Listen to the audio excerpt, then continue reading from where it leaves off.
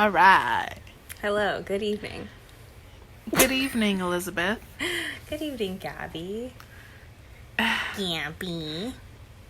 You're supposed to say Gabriella because I called you Elizabeth. Oh, I never call you Gabriella, though. Nobody does. I just like to fall on that B so hard. Gabby. Gabby. Gabby. Go BB. B. Have you ever known someone named BB?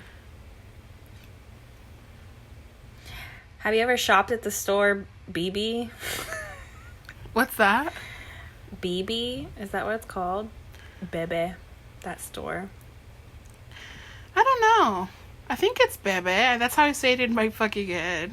You know, when I say it, when I have dialogues with it, I'm like, How look, great Bebe. for Bebe. I have an Aunt Gabby. Did you know that? No. Yeah, Gabriella. Are you named after someone, Gabriella?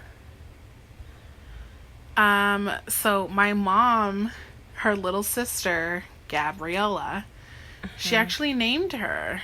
She's like, Mom, name her Gabriella. And she did. That's cute. And it doesn't seem as though she grew tired of this name by the time I came around. And she used it on me as well. Wow. Are you and your aunt similar? In some ways. She's actually pretty close. Well, not pretty close to my age, but when I was growing up as like a kid, she was a teenager / going into her 20s. So I just thought she was the coolest thing. Yeah, totally. I just thought she was so fucking cool. And she would babysit me sometimes. She lived with us for a little bit.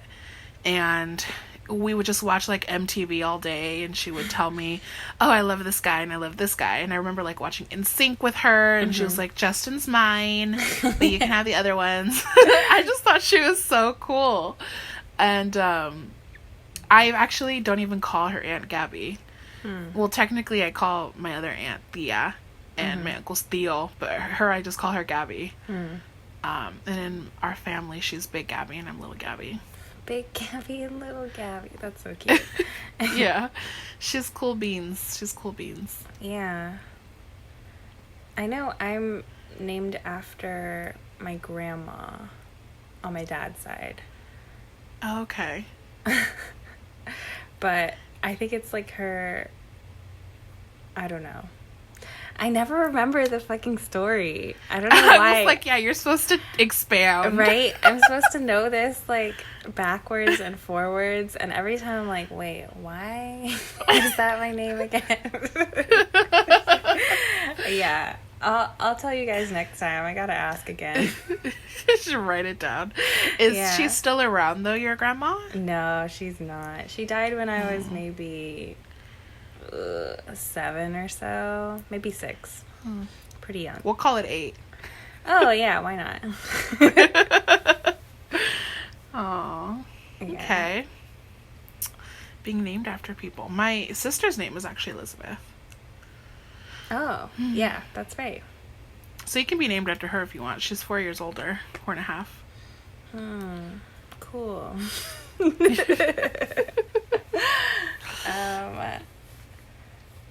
I know my brother is named Jesse, and he's named after my mom's grandma, Grandma Jessie. Grandma Jessie.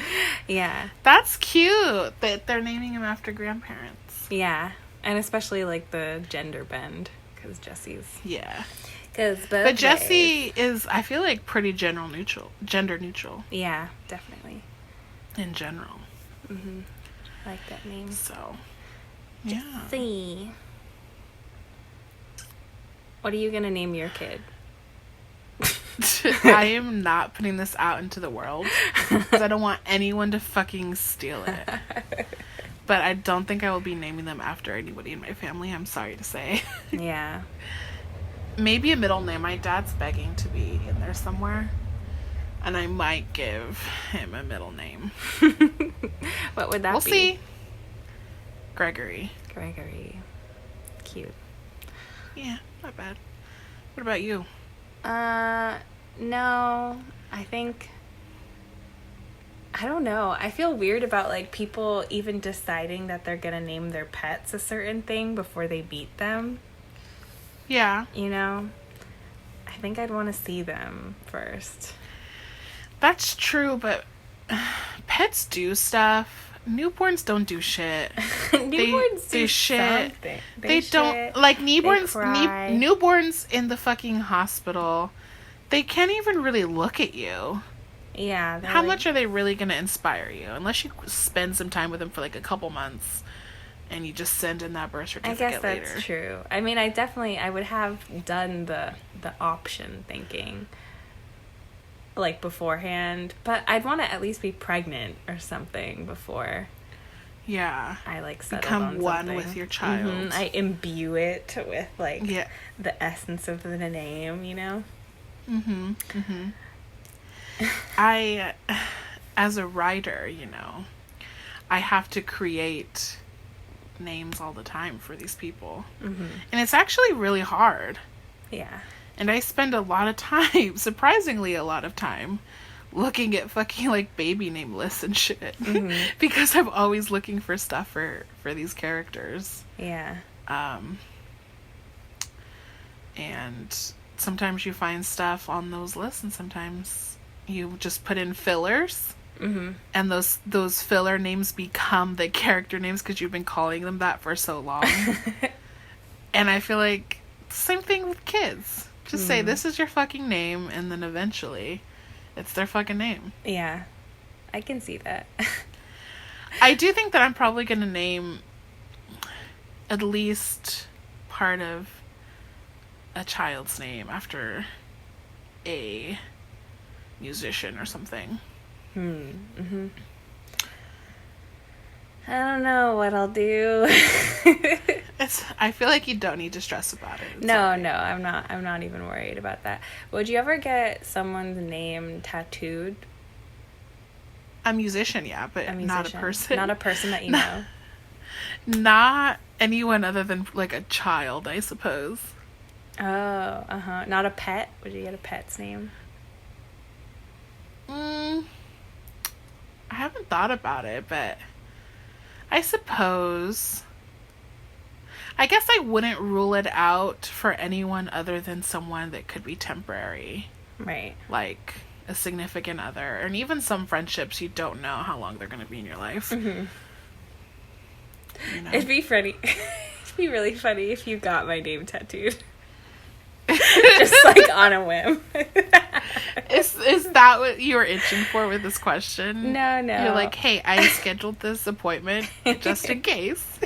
You want to tattoo my name on you?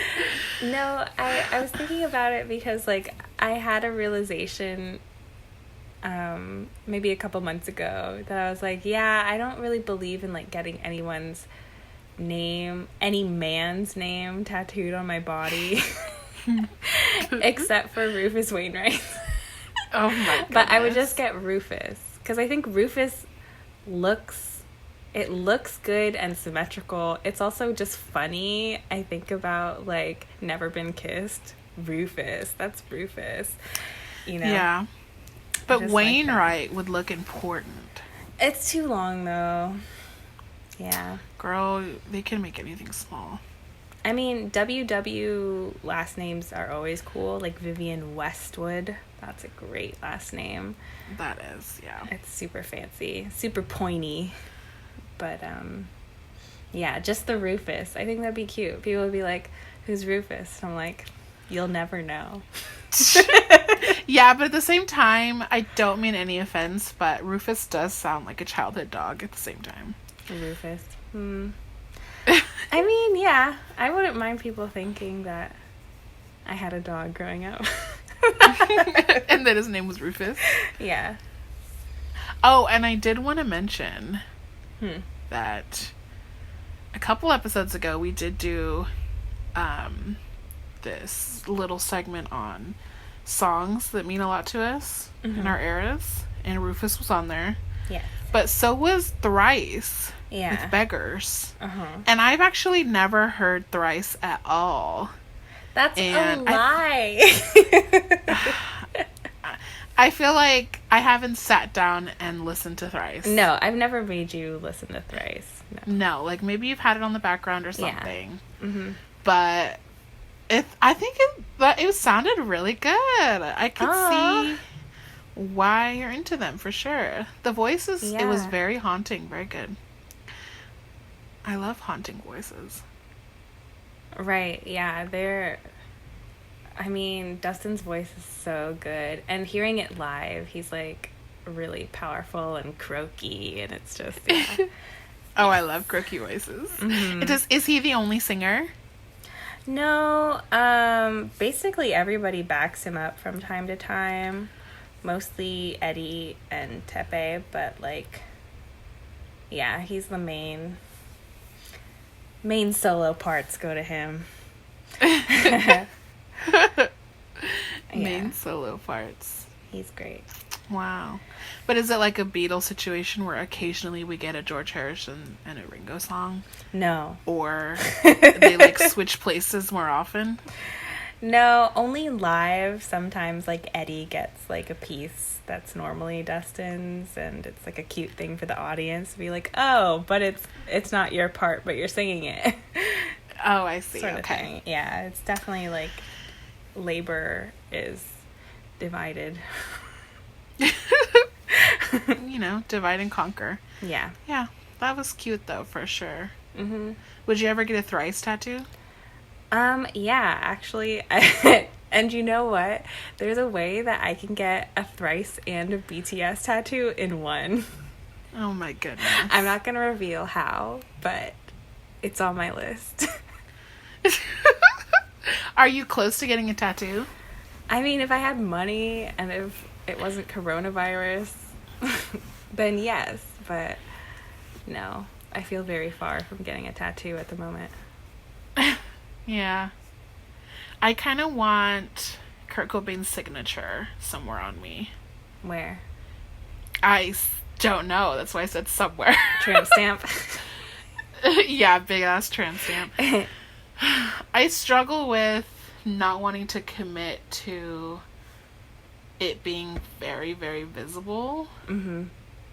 For some reason. Mm-hmm. Because it's like once you do that, there's no going back. Yeah, that's true. And there are still people that will take opportunities away from you for having tattoos. Yeah. I don't know. I definitely want them. I'm realizing I'm getting like so much older and I still haven't gotten any. But yeah. Yeah, I don't know. I've always wanted like a half sleeve. I could definitely see you with a hell amount of tattoos. Yeah, that'd be cute. It would fit you, girl. You could even be like almost all tatted up and you'd still be lovely. Aww. I don't think I could do a sleeve. No? I feel like you need to be relatively thin to pull it off really well. Do a sleeve. I don't know. There's something about like that like t-shirt line that looks good on people, but on me I've always been like, I don't know. So I'm still not sure. It would just be. Where would you start your sleeve? From the wrist up or from the shoulder down? I thought it would be shoulder down. Just because my forearms are so hairy. And it's like blonde, so you would see it. Yeah. It's funny your forearms are hairy, but the upper part is hairless. No, the upper part has hair too. It's just not as bad. Just do it on the fucking armpit. Get it over with. Right. Oh my gosh. The other day, Fuzzy Butt was licking my armpit. Ew. I was like, what? What do you like about that? I had just put on deodorant too, so I made her stop. I was like, there's chemicals and shit in there. Yeah. She was licking like hair product off my fingers, or trying to, like the day before. I'm like, why do you like this? Yeah, cats are into some weird shit. Yeah, for sure. Well, I guess maybe it's time for your Fuzzy Butt update. She's out of the bathroom. Oh, she's been out. And thriving. Yeah, because it's been like this heat wave. She's been kind of pissed off. I'm trying to find solutions to keep the apartment cool, but it's a little worrisome. And I think I just get paranoid about things. So like today, she started like, she was doing all right. She was sitting on the bed. I was like, that's kind of a warm place to be, you know? And then she started just like kind of yowling a little bit out of nowhere. Like I was doing nothing near her and she started doing that. I was like, what's going on? Oh my God, are you in pain? I think she might have been, because then about like 30 seconds later she started like like she was gonna throw up. So I picked her up off the bed so she could throw up not on my bed. Yeah, so I don't know, I feel bad for that little one. Trying to keep her cool. It's hard with pets because they cannot communicate what they need. Yeah, sometimes. Poor babies. Did you order a ceiling fan? No, I texted my dad about it though. To be like, Step is one. there a way you can check? Yeah, I'm very interested in getting a ceiling fan, but the thing is, not all light fixtures or light boxes are wired and like will bear weight as well. And you don't want a fucking ceiling fan falling on you and like slicing your head off. Yeah, for sure. Theoretically, it would stop though, right? It could still hurt you. Yeah, Pretty for good. sure, definitely. Yeah. I'm always afraid of that when I see ceiling fans in other people's apartments and they're kind of like rocking a bit on the pole, you know? And Yeah. I'm like, what if it just flies the fuck off and like takes someone's eye out, you know? Yeah, my cousin was actually sleeping over. She's from fucking Mississippi, Texas, some bullshit. And she came and visited and she stayed at my grandma's house. And one of like a few nights that she slept over, the ceiling fan fucking fell on her in the bed and she was sleeping. Oh my God. Yeah. She was fine, everyone was fine, but Yeah. I would be terrified. Yeah. And it's so funny because like I wonder how close that ceiling fan has always been to kind of falling, but because that room is not in use very often, it took someone living in it for a day to poop out and scare that guest. Ugh, that's awful. Yeah. Speaking of awful, let's talk the challenge, episode 8. Speaking of ceiling fans. Speaking of ceiling fans. It's called Live and Let Die. Yeah. So this week a lot happened, right? And it was a double elimination week, so the impact of this week's escapades are even bigger than normal. Yeah. And you had a day to ruminate on it, right? Mm-hmm. Don't you feel like it stayed with you for a while? It stayed with me for a few days. Yeah, definitely. Mm-hmm. It's like, no pun intended, but it's challenging, like, to think about what happens at the end of this episode and how I feel about it.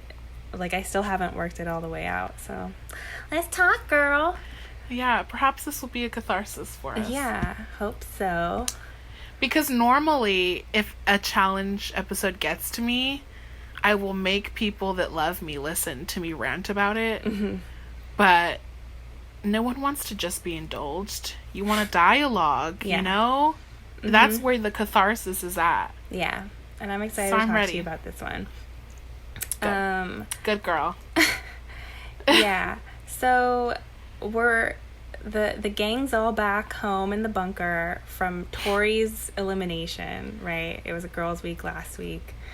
Girl, that was Jenna's elimination, was not Tori's. Okay. Well, yeah, Jenna owned that Tori was eliminated. Yeah, Barbie Beast came through. She was smashing that shit. She looked graceful and tall and powerful. And model-esque. Don't forget that smile. Yeah, so oh my God, Jenna. Jenna is excited with the gang, skipping to take Tori's name off the board post-elimination. And basically the Holy Trinity's like really pumped up for this. Like, this is... one of them's got it, and now it's time for the rest of them to join in, right? And there's a cute moment where they're even like... It was kind of poignant, right? They're on one side of this glass, like, dancing and celebrating, and on the other side is Anissa, who's, like, doing some wild moves. Anissa's not part of that alliance, but she is, like, friendly. She's friendly with them, for sure. She's known Nany and Jenna for a very long time. Right. So this totally changes the game, I guess, for Jordan, right? Right. Yeah. He sort of doesn't care about anything anymore. Because as opposed to thinking about what's best for Tori and himself, he's only thinking about what's best for himself. Right. Which he doesn't care. He doesn't need to cater to people. He's not afraid of anything. That's kind of just how he plays the game, and it's always an asset for him. So now he just wants to go into the next elimination no matter what he says. Right. Because now he is in the bunker without any of his comfort, right? His fiance's home. He's in his feelings about that. And he says that he doesn't want to stay here without knowing that he's going to the final. It's similar to how Jenna felt last week, who was also felt the calling of her significant other across the pond. Yeah, exactly. What pond? Not sure yet. But do they really not say where they're filming until like they are? Neither of us have we've just not paid attention to it. Okay. But I feel like they're definitely maybe they had like something like Russian or and something. It's cold over there, like super cold. But Bananas and Wes are focused on Jordan, right?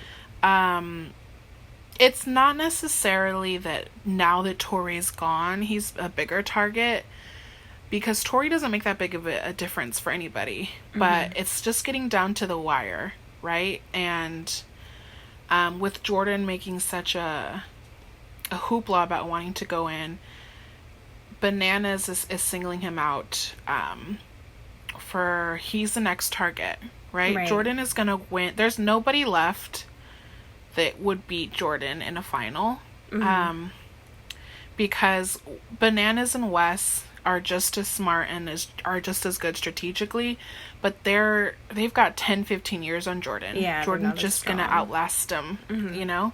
And even for his age, Jordan's an endurance workhorse. So they both want him out. They both need him out in order to win the final. Yeah, and Wes takes a moment to like conspire with Dee, who, I mean, it's a boys' week, so it's really a boys' challenge this week as well. Especially given that Dee is more closely allied, it seems like, with Rogan, in terms of like they'll actually be partners in a game or something if they choose, right? But anyway, Wes and Dee are kind of like talking about the anti-Jordan conspiracy that they had talked about maybe 2 weeks before. Like they're actually going to do it this time. Yeah.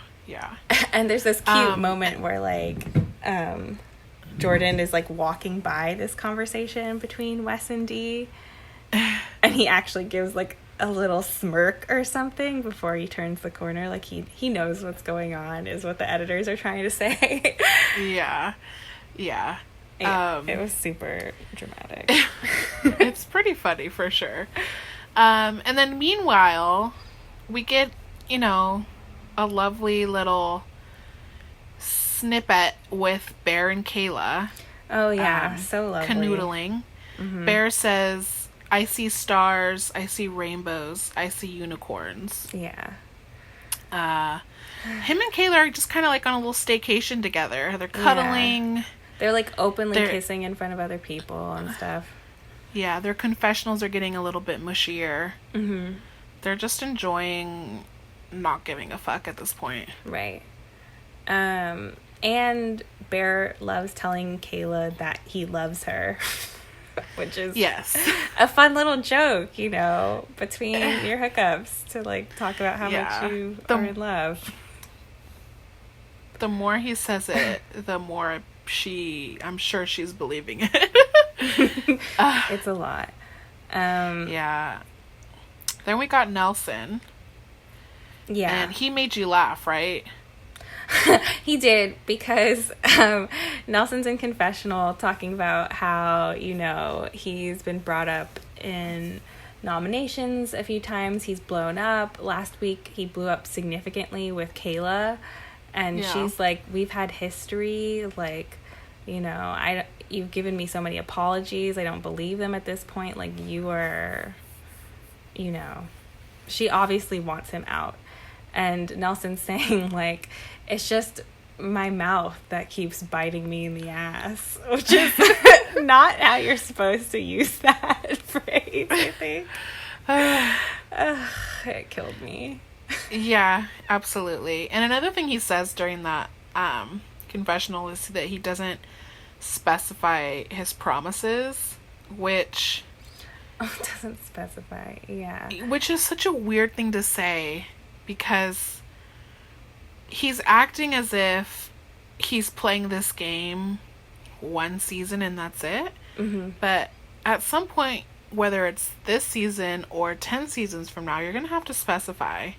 Yeah. So I don't understand. He's just delusional. Yeah. In every way that he talks and observes things and perceives things, mm-hmm. he doesn't have any of it right. It's super weird because, like, his best friend is Corey, presumably, but I don't really see, like, what is actually connecting these two people.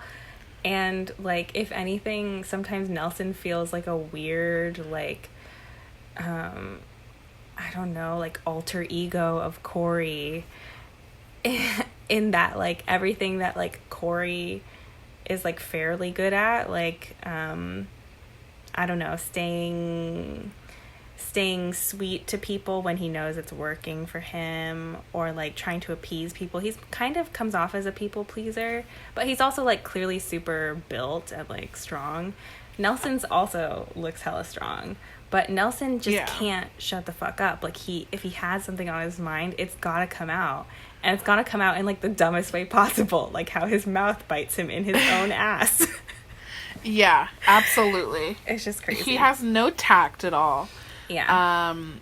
And so him and Corey have been on a lot of seasons together, and I don't know the origins. I don't think they were on the same season. I know that Corey was on The Real World. I think Nelson comes from this show called Are You the One, and that's how he got on the challenge. But there's this season of the challenge called Invasion, and I watched it so little.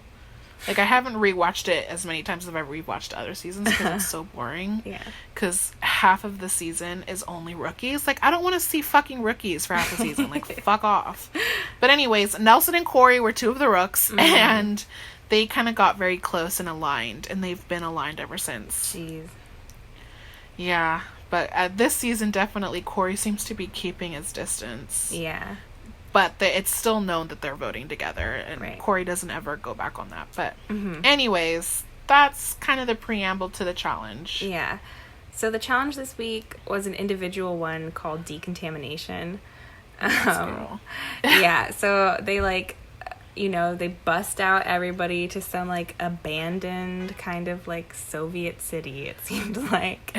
They, like, walk up flights of stairs up to this, like, giant set room that has, like, a big glass-walled room in it, filled with foam. And the foam... no, TJ calls it biohazardous material. He calls it biohazardous material, but then he says it's foam. Yeah. See, TJ's real. He's on our side. Yeah. I mean, you know, it's still soap, so it's not something you want to get in your eyes and mouth. Right. But yeah, it's being like spat out, almost like Disneyland style, just like pouring out of these mouths, like to keep the room constantly filled with the foam. And so what everybody has to do, they're randomly split into 3 different rounds.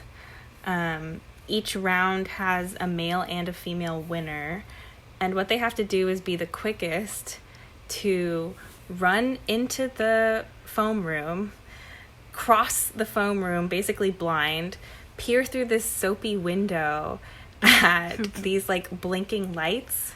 They signal 3 times with these white like flares on the side, and then the middle lights flash colors, and it seems like it's about like 25 total. Like that's how long the sequence is, and they have to memorize it, run back through the foam, back to these poles where they have to like put in order rings on them, corresponding to the colored colors. Rings. Yeah. And so it's like a big game of Simon Says, right? Yeah. And is that the name of the game, Simon, or is it just no, Simon? The game is Simon Says, right? Well, the general, that's like the Simon Says do this, but the color game, is it also just called Simon Says? Oh, you mean that little like button game? Yeah. I don't remember what that's called. I think it's called Simon.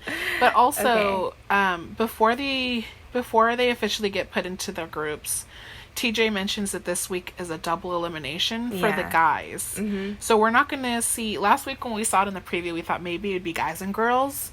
Yeah. But it's just 2 guy... Basically, pairs are going to go up this week. Right. And I'm wondering if they're going to do that for the girls next week too, but it might just be the way that they kind of made up for Jay. Yeah. Having 2 red skulls and then going home. Mm-hmm. So it might just be catch up. But... It was exciting nonetheless. Yeah. And I mean, it's interesting that you said that it would be like 2 rounds, like 1v1 rounds for the elimination, because I wasn't sure until the elimination of this episode whether it was going to be like a team one, whether it was going to be 2v2 and the team goes home. Have they ever done that?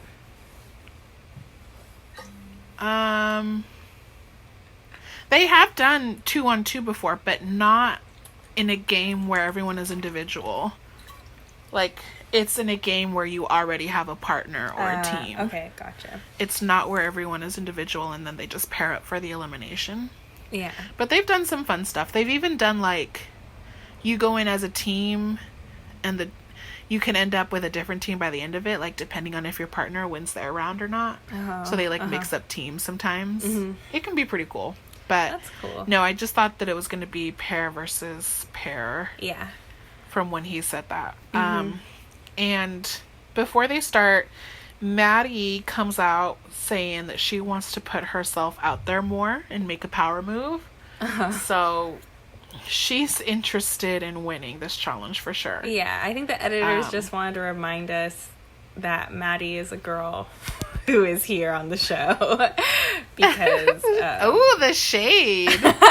I mean, I'm starting to like deconstruct, like, why are they showing this particular clip when they have, you know, what is it, like 22 total participants at this point or something? Yeah. Oh my god, and there's still 22 people? It's a lot. Yeah. So round one is Josh, Maddie, Swaggy C, Casey, Wes, Jenny, and Corey. Yeah. Can we come up with like a name for this round? Like, what was memorable about this round?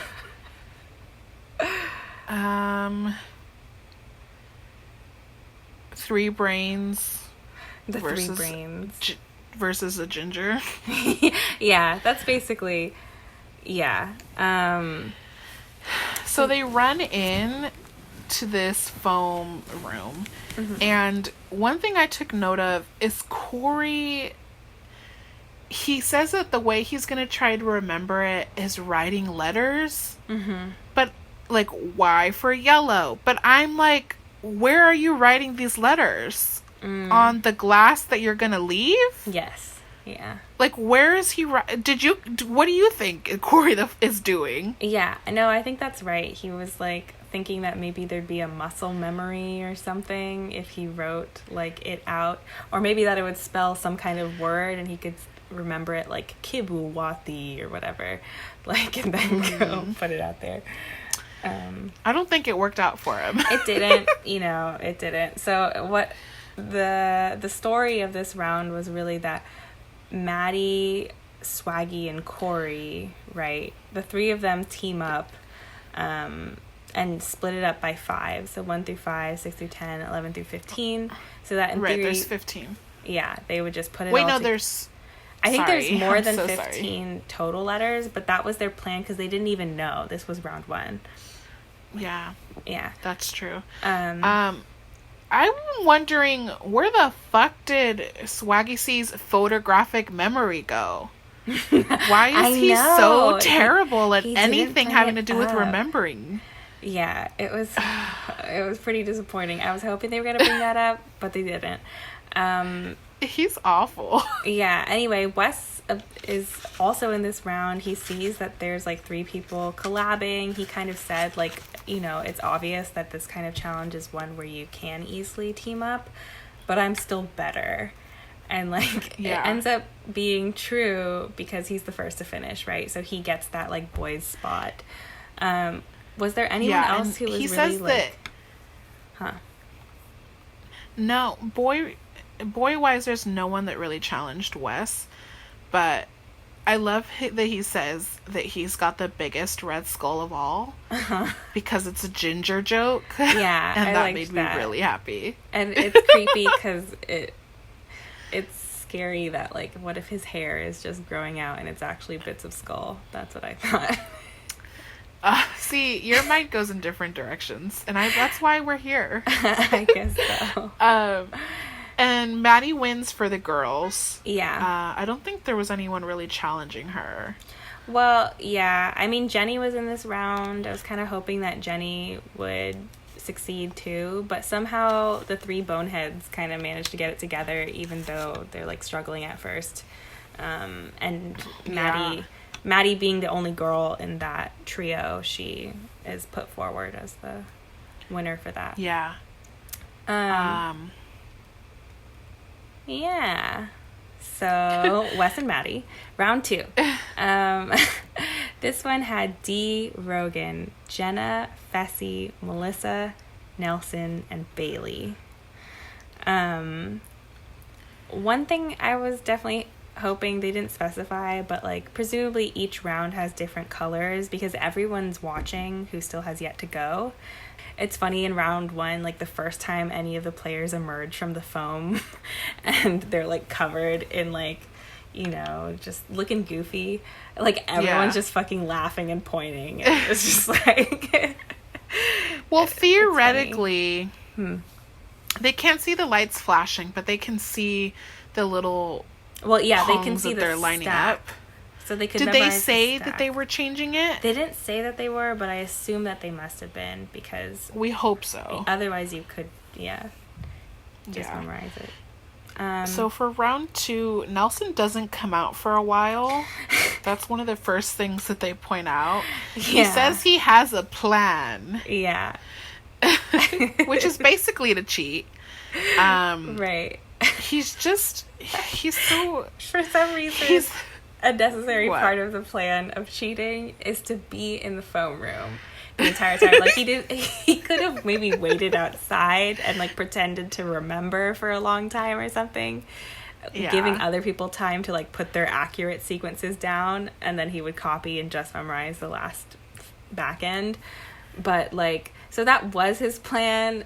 It's kind of weird. TJ at one point asks like the players who are running back into the foam, like, can you please look for Nelson on instead of the colors? I was like, was he being... Johnny says that. Oh, really? I thought it was TJ. Yeah, it was Johnny. God damn. Okay. That changes things. I was like, did they really not know if he was okay? Like, how would he not be okay? So he just got lost in the foam. Okay. Yeah. But he still doesn't win. No, he doesn't. Yeah, Fessy takes it. They don't spend a whole lot of time on the round. But Yeah. Fessy comes out with it on round 2 for guys. Mm-hmm. And Dee, who was working with Rogan, Right. she wins for the girls. Yeah. Rogan really wanted to win this one for whatever reason. And so Dee, I feel like, was putting shit on his stack at the start, but once Fessy took it, they put it on Dee's. On hers. Yeah. Yeah. And Melissa was trying to win so she could protect Kyle. Yeah. I think they mentioned that just because that Melissa Kyle shit is important later in this episode. Yeah. So but she don't round get 3. it. Yeah, round 3. Jordan, Kayla, Nani, Kyle, Anissa, Bananas, Big T, and Bear. Yeah. The biggest round, I feel like, so far. Right? It has a lot of the, like, main characters. So there is a partnership. This one, instead of 3 people, it's 4. Anissa, Bear, Kayla, and Nani all team up. I mean, you can see the Holy Trinity plus Anissa and then plus the boyfriend Bear, right? So that's the motivation for that. And they're all They trying... want to... Yeah. Yeah. Sorry, go ahead. Oh, they're all trying to get Kayla to win this one. Kayla so she can protect Bear. I don't get why they don't want Bear to win this one. Maybe they just think that, like, Wes finished too fast, so they should focus on the girl winner instead of the boy. Yeah, that must be it. Because I was thinking the same thing until you mentioned that. Like, Yeah. they don't... I wish that they showed times more than they do. Yeah. They used to, in old school challenges, show you, like, almost every time what the times were. But he must have smoked it. Because even later, spoiler alert, when Bananas uses his tactic, he still doesn't beat Wes. Right. So Wes must have just gone really fast. Yeah, that's pretty impressive. I don't know how you get that so they're trying skill. Yeah. So they're trying to get Kayla to win. We're already in this round. So Bananas is standing there for a while in his lovely suit with foam coming out of his ears. And is just kind of looking somewhere where no one ever finds out where until he mentions it. And he says that he's constantly trying to find ways to, outsmart people and whatnot. So he, like, stands there. We don't know for how long exactly, but then he turns around and just starts, like, stacking these rings one after the other really quickly. And he wins for the guys. So, and yeah, this was, like, it was pretty funny because you had some people being, like, a little concerned, like, did Bananas just give up this round or something? You couldn't really tell from his body language that he was, like, concentrating or anything. So once he takes it, there's basically, like, a division in the remainder of the group and, like, who's going to take it for the girls. And so, there's Anissa and Bear, Kayla, and Nani trying to get Kayla's, but they, like, fuck it up a few times, it seems like. And Big T has, like, everybody else helping her, basically. And like, the audience cheering for her, too. And she wins it for round 3. So it ends up being, like, Bananas points out that there is, like, a reflection off some kind of, like, electrical box or something at the side of the foam room where you could see the colored light, like, bouncing off. And because no one had... presumably he went round 3, so he was standing, a couple yards behind the participants during round 1 and round 2, and at any point could have been like, oh, I see this flickering thing at the edge of my vision. Oh, it's the colors, right? So it's possible. I mean, nobody else seemed to have grasped this, right, and used this strategy. But in theory... like, that is, like, a game changer, and it gives him, like, a huge advantage in going later. Yeah, for sure. And they say that it's a super Bananas move because it's it's not necessarily outright cheating because it's a loophole in the game. It's their fault for setting it up that way, you know? Right. And I'm curious, if you were doing this challenge, do you feel like you would team up with people or try to do it by yourself? I don't know. I mean, like, hopefully if I did, you know, if I was a challenger, I would be, like, studying the sorts of challenges they do and trying to, like, buff my skills. And if, like, memorization strategies are one of them, then, like, you know, hopefully be better at that. But I don't know. I definitely, having seen this, I'm like, okay, they fuck it up basically every time when they have a team. So maybe actually don't do that. Yeah. Yeah, I feel like I would generally try to do stuff by myself, but if I really trusted someone else, then I could team up. You have to really trust that person to not fuck things up. I think if it was like a physical challenge where it was like you could be in a team, it's like a carrying things across long distances where it makes more sense to do it in a team. Like, I could picture that, but yeah. Gabby, wake up. Okay. So the results. It's my bedtime. The results. Yeah, so the women, for the women, he announces this first, TJ does. So in third place was D, second was Big T, which was cool, and first was Maddie. So Maddie's on tribunal. And for the men, third was Fessy, second was Bananas, and first was Wes. So Westifer. Yeah. So it's Wes and Maddie who pick the third. They're like whispering, and it seems pretty quick that they go for Bananas. This is presumably the first time that Wes has outed the Unholy Alliance to like everybody. Yeah. Is that right? Yeah, for sure. Because some people may have suspected, like people close to Wes and Bananas, like Nani, for example, suspected. And so Anissa's kind of like, what's going on? And Jordan makes a comment, and he's like, those are two old OGs working together, and that's kind of scary.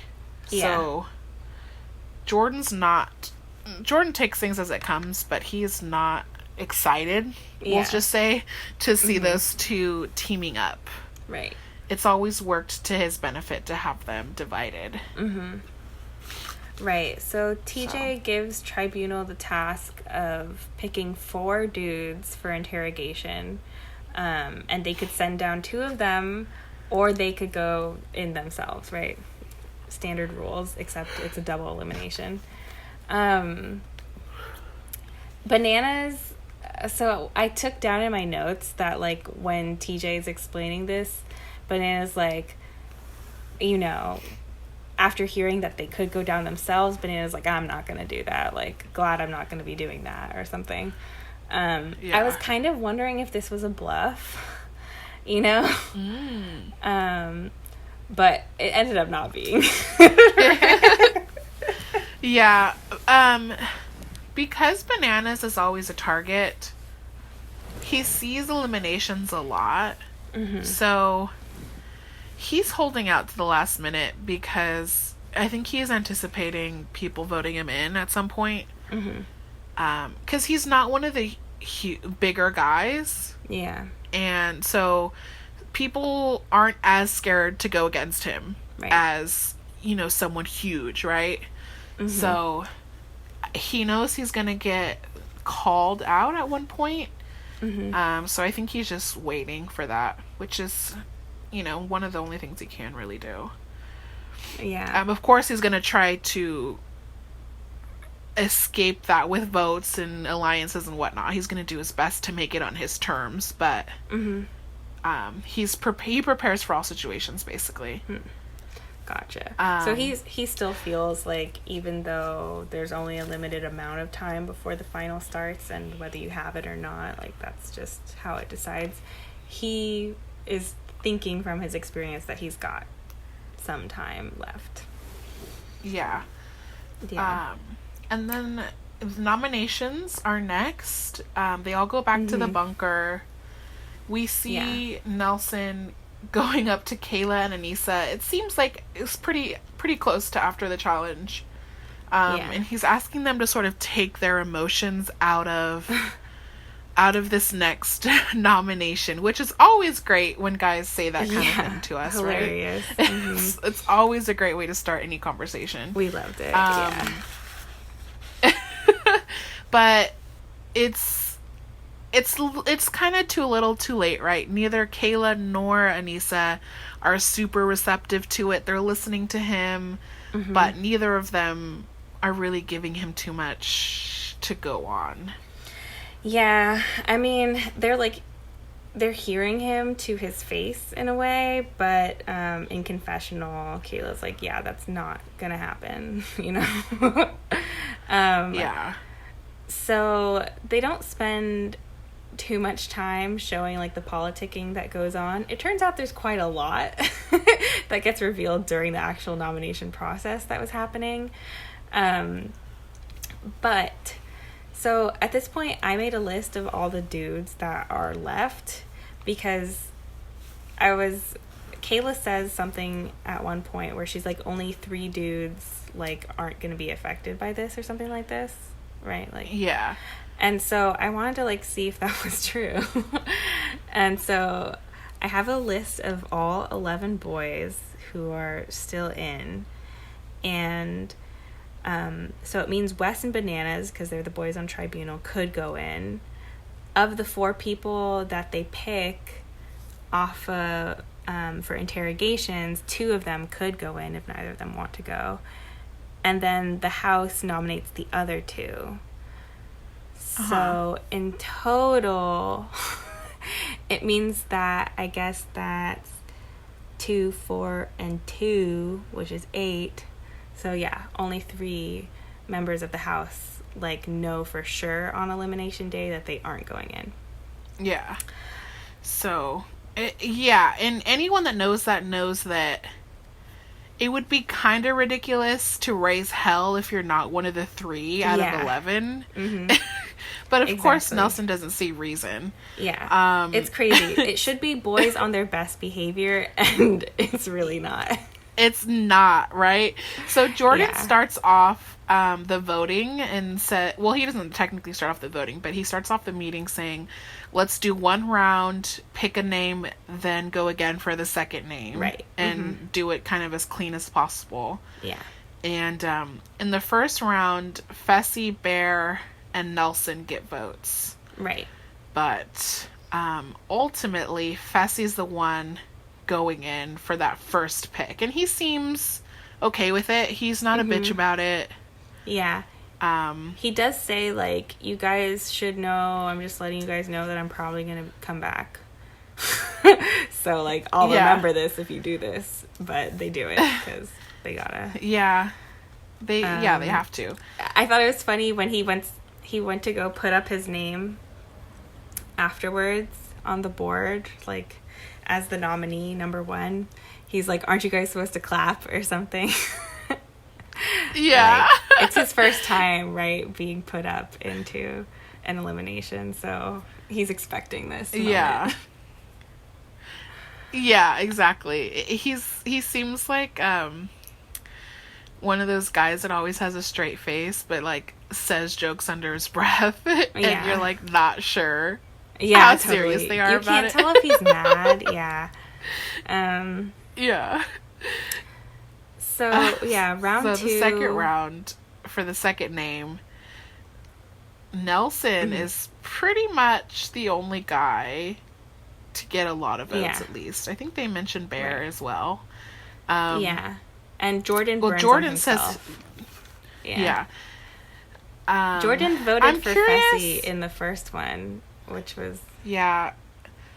I'm wondering if Jordan even thought about campaigning to get the vote, because if he wanted to go in no matter what, then the only way to ensure that he wasn't going to go against Fessy would be to be the other nominee.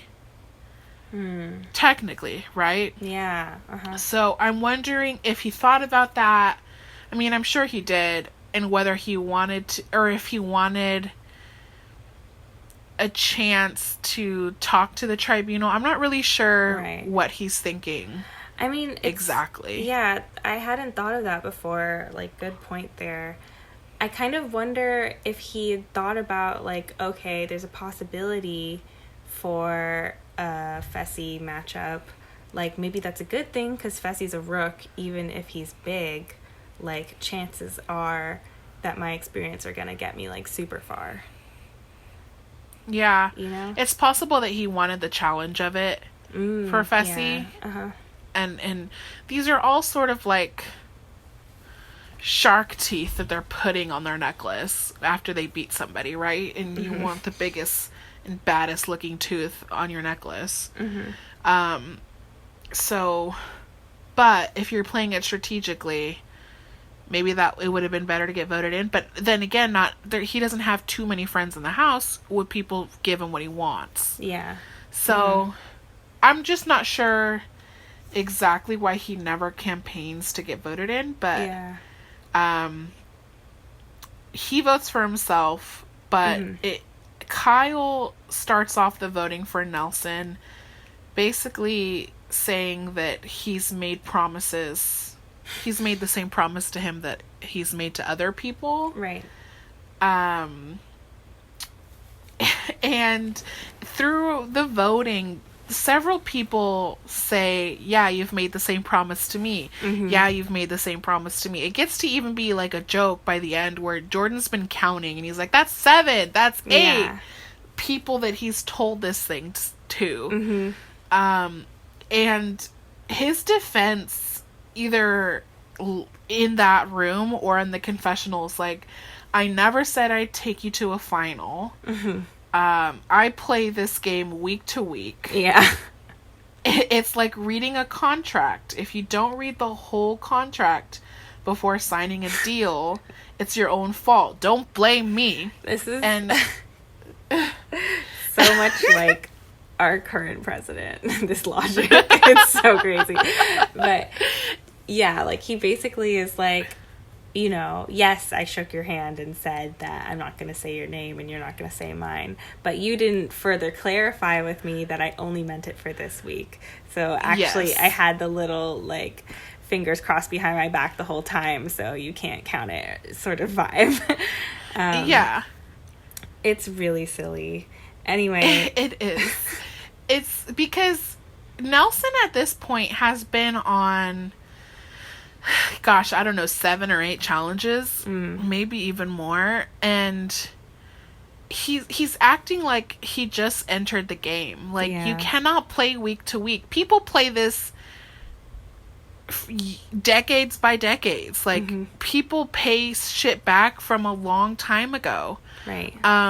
That's how the game works. And so to play it week to week is really just a slap in the face, because what are you going to do? You're going to say, I'm voting for Liz this week, so I'm going to go to everybody else who's not Liz and say, hey, I'm not going to say your name. Right. And just because you weren't going to say their name anyway. So you're trying to get points that way. So I just imagine Nelson, like, with his drink maybe sliding up to people and acting like he's being strategic and politicking when really he's just talking and being stupid and eventually digging himself a grave. Yeah. And, like, the editors put together a nice little montage of those moments of, like, when he had gone to these people. Jenny even votes for Nelson, saying, like, I was on top of that truck when you made Anissa cry. And, you know, anyway, so Nelson's the second the second one, and his reaction to this being the second nominee from the house is that he's really pissed at Kyle, because if Kyle hadn't started off that chain reaction, he thinks he could have gotten away with this behavior. And it's absolutely false, right? Yeah. There was enough people pissed off about his multiple blow-ups Yes. that he was going to go in no matter what. It's super crazy. And he's still heated that night at their little bar outing. There was, let's see. It seems like it's their regular bar at this point. Hangar, I think it's called. Oh, cool. Yeah. And you had like a little clip of like the tribunal members, so Maddie, Wes, and Bananas all being like, hey, you know, riding on their power high a bit. And you had Kayla and Bear doing their like PDA shit, which was great. But then you had like weird heated energy from Nelson coming at Melissa and trying to convince her to drop Kyle, who is like her closest ally in the game. Like why does he target Melissa? Like, what, did she just happen to be standing there? Like, I didn't understand. I didn't really see it as him trying to get her to drop him. I think he was just sounding off. And maybe he likes Melissa. Not necessarily romantically, but maybe he chills with her sometimes or something. And was just talking to her. Because he's kind of just saying, like, Kyle's a rat.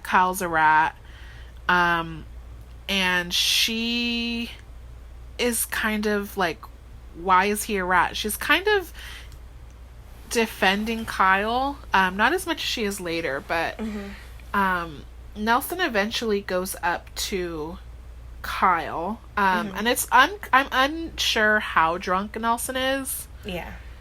But he says, I've never met a dude who's 6 foot and the biggest pussy I've ever met in my life. Yeah. And I'm not really sure where he's getting these adjectives. Like, why is he a rat? Why is he a pussy for leading a vote against him, even though technically Kyle is saying, like, I didn't have people, like, I just voted the way I voted because I voted it. Yeah, right. He's not saying, like, I wasn't trying to lead a charge or anything. Like, yeah.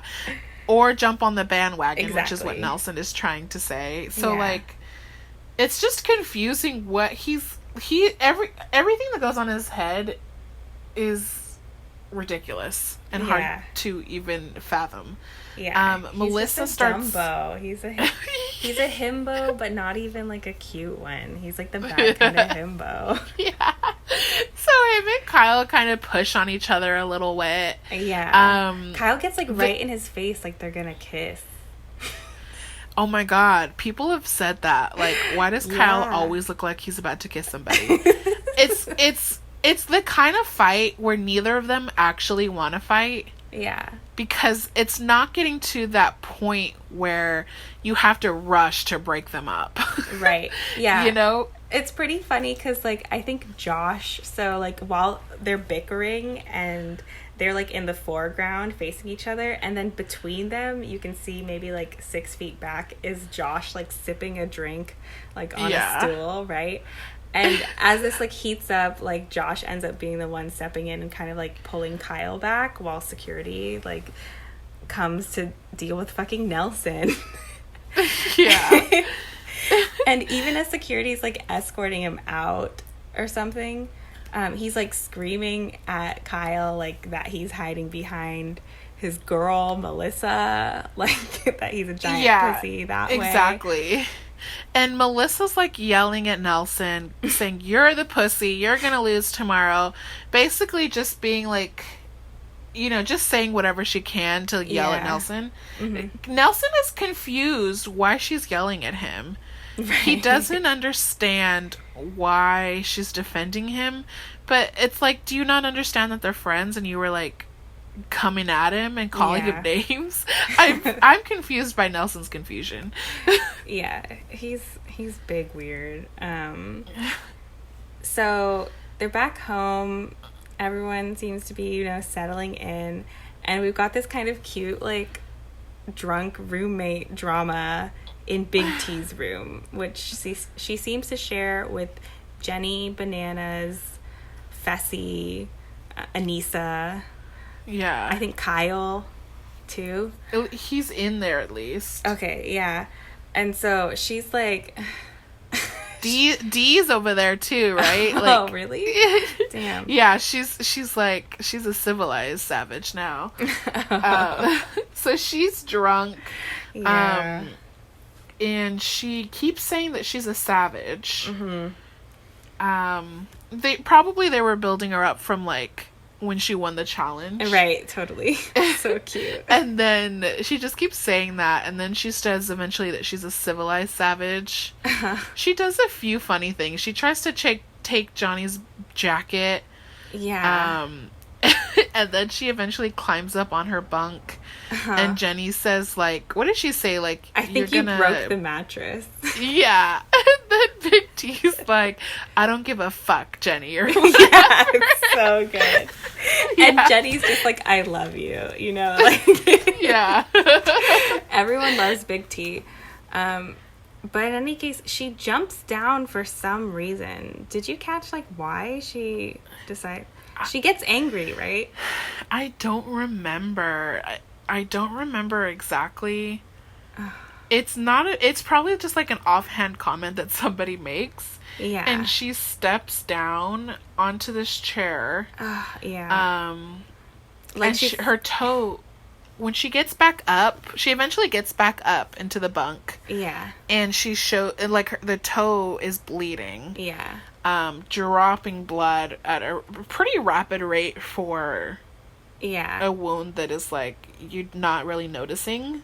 Right. So she must be, like, pretty, like, either in shock, like, doesn't feel the pain yet somehow, or she's just that drunk. But, right. Yeah, so, like, Fessy comes in with, like, a towel on his head. Like, he's just out of the shower or something. And he's like, you're bleeding. And, he's the bottom bunk under Big T's top bunk, so it matters a lot for him.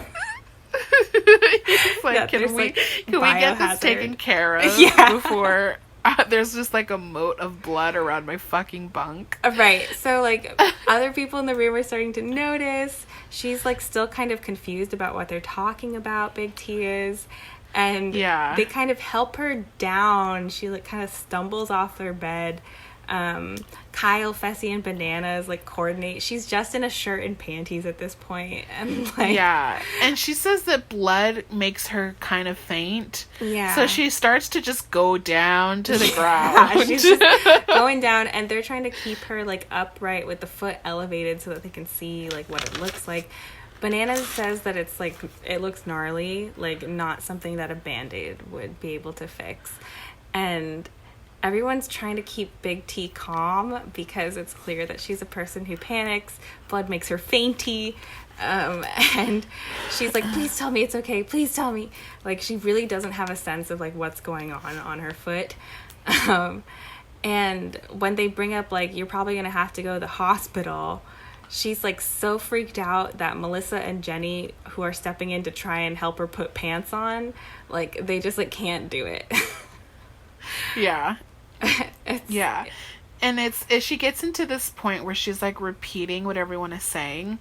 So they're like, we need to get some fresh cotton pads. And she's like, fresh cotton pads? Yeah. And she, like, lunges up. And then later they're like, you gotta get to the hospital. And she's like, hospital! And lunges up again. And Johnny later says in an Instagram live that I was watching that she was doing that to everything they were saying. Oh my god. And she just kept doing it over and over again. And you can see in the scene, Johnny can't stop laughing. Yeah. He is just cracking up at this poor girl. It is very endearing. Like, yeah, it is for sure. And her accent makes everything better. Yeah.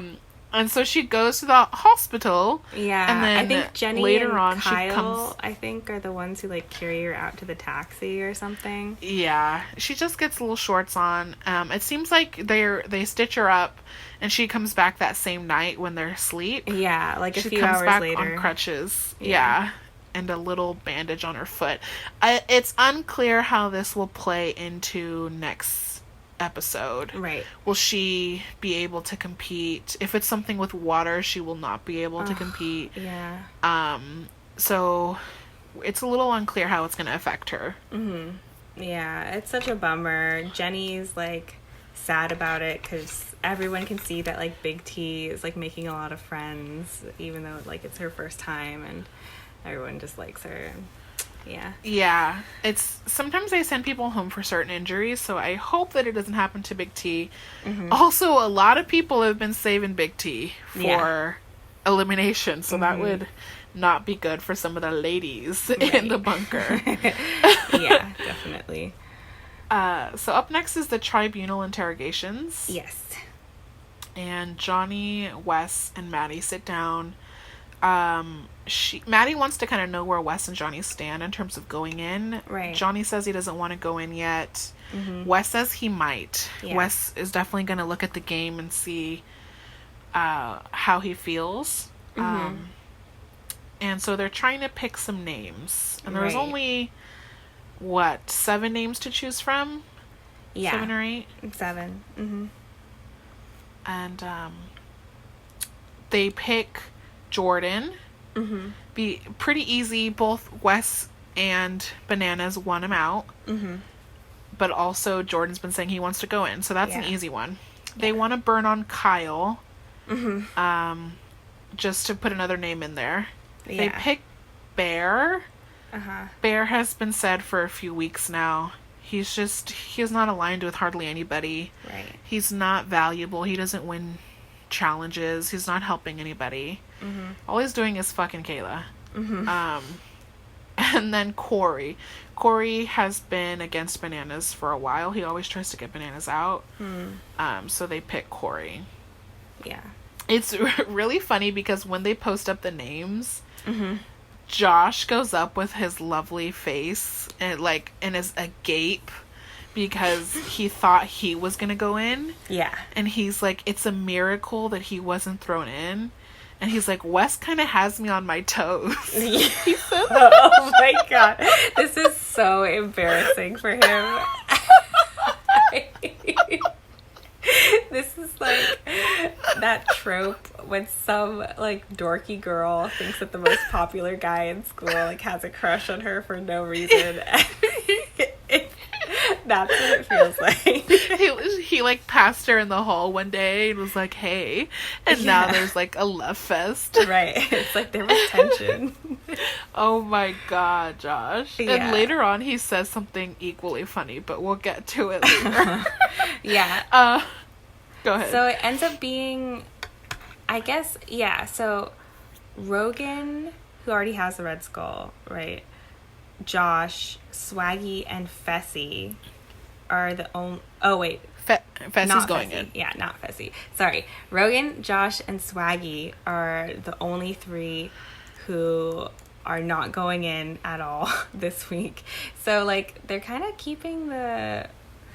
I don't know. They're saving Swaggy. That's funny. They're saving Swaggy. Also, he's aligned with Wes, right? Yeah. Rogan, I guess, is aligned with Wes through D. Mm-hmm. And who's the other one? You said Josh? Josh. I think Wes is trying to make a point here. Yeah. That's so funny. So Bear's the first one to go in, and he's just bringing the house down the second he's in there. He's not happy to be there. He's so droopy and sad. Yeah. He says, guys, come on. Yeah. I love you 3, like my brothers and my sister. Yeah. Just like perfect slime ball in a mafia movie or something. Oh, Bear. Yeah. Does he ever say a genuine word in his life? No. No is the answer to that. Yeah. Maddie says that she's upset at him because he's been teaming up with the Holy Trinity. That's like her rivals. There's only so many girls, you know? Yeah. And Bear's like, I had to do it for Kayla, you know? As if that is a significant reason, but okay. Yeah. I know. It's funny because the way he explains it, he's like, I have this thing with Kayla, and that comes with Jenna, and also Nani. So he's like spelling it out, like wasting time basically. Yeah. So he basically offers her the chance to be fourth on his list of girls, and he's not winning like any challenges. He's won like maybe one. So it's just kind of like, he's just hilarious. Yeah. It makes a lot of sense that this is, Yeah, and at the end of it, you see Wes like brushing his beard. I know, with like a little and comb. they use the editing opportunity to like fade into the next interrogation. Yeah, that was a really good segue, guys. So Kyle was next. Kyle. Wes had said at the start when they were proposing him, like as the person. Anyway, like as a person, they were like, Wes was like, I'm just gonna give him a lot of shit.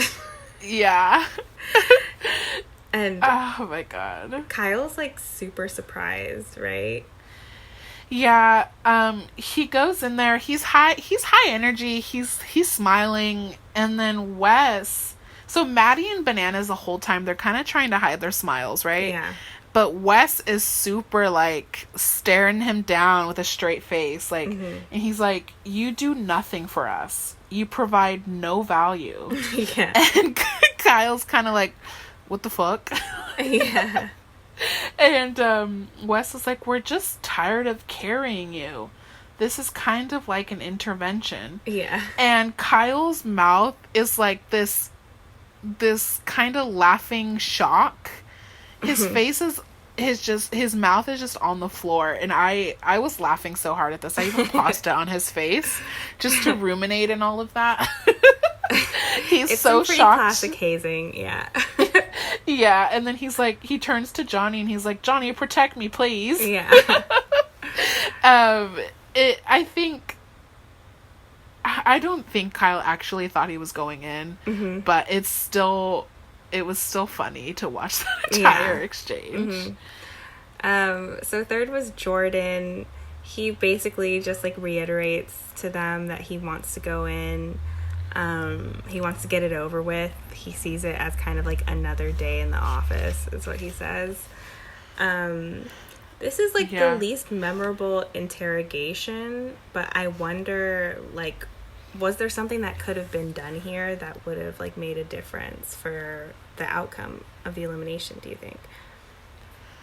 I don't think so. No. I don't think there's nothing that could have been said that hasn't been said before. Jordan sometimes is on their side for certain things and sometimes he's not. All three of them, Wes, Johnny, and Jordan, play the game on a non-personal level. They make personal decisions sometimes, right? Like, but it's always in the name of the game. So I think that Jordan knows that they're going to do whatever they want to do regardless of what he says. And Wes and Johnny know that Jordan is going to do his best and he's not going to make promises to try and get out of anything or like there's nothing that the other party doesn't know that needs to be said. Also, it's like, it's pretty interesting that, like, right, Wes and Bananas must have discussed the timing of when they were going to reveal that they're allied, and like Wes winning, or either of them winning the challenge and like putting the other person as the third member of the tribunal is like an option that could have like come up for either of them. So like I think it's interesting now that Jordan's like basically alone that they were like, okay, like let's, you know, fucking rip it on this one.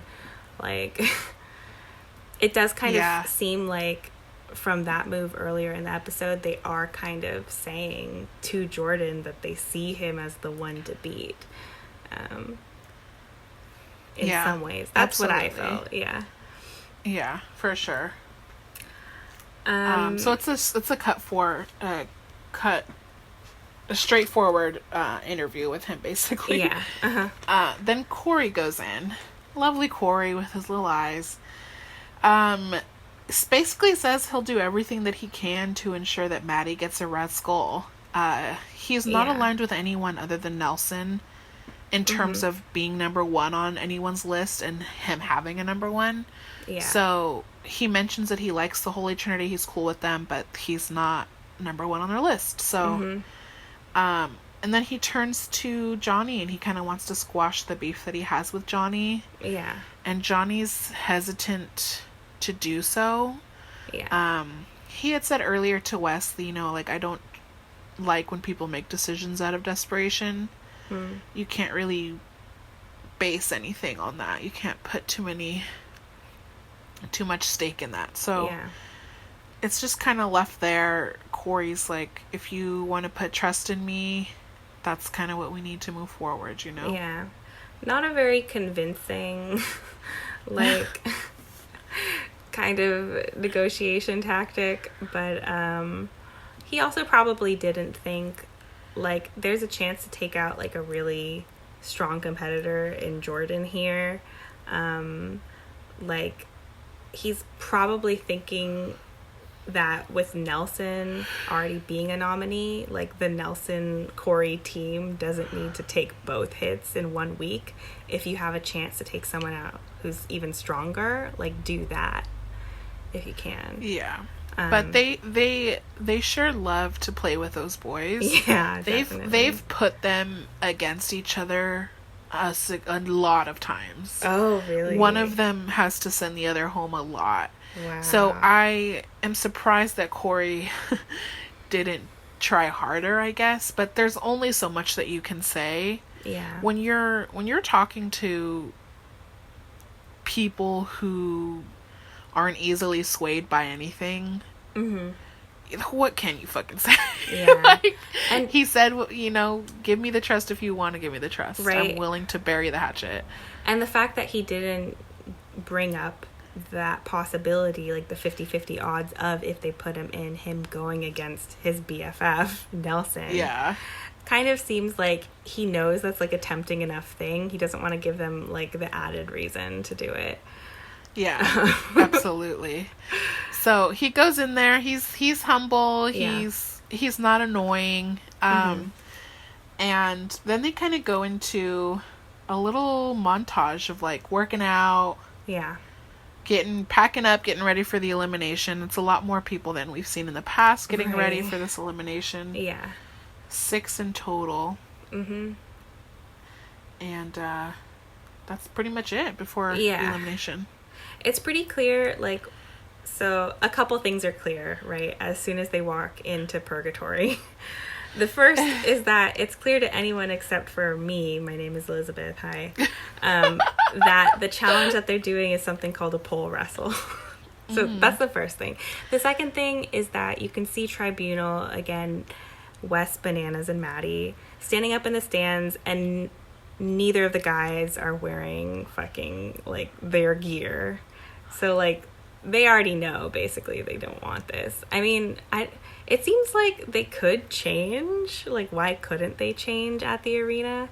But it seems like everyone who's a possibility to go in an elimination is leaving the bunker dressed, ready for it. Yeah.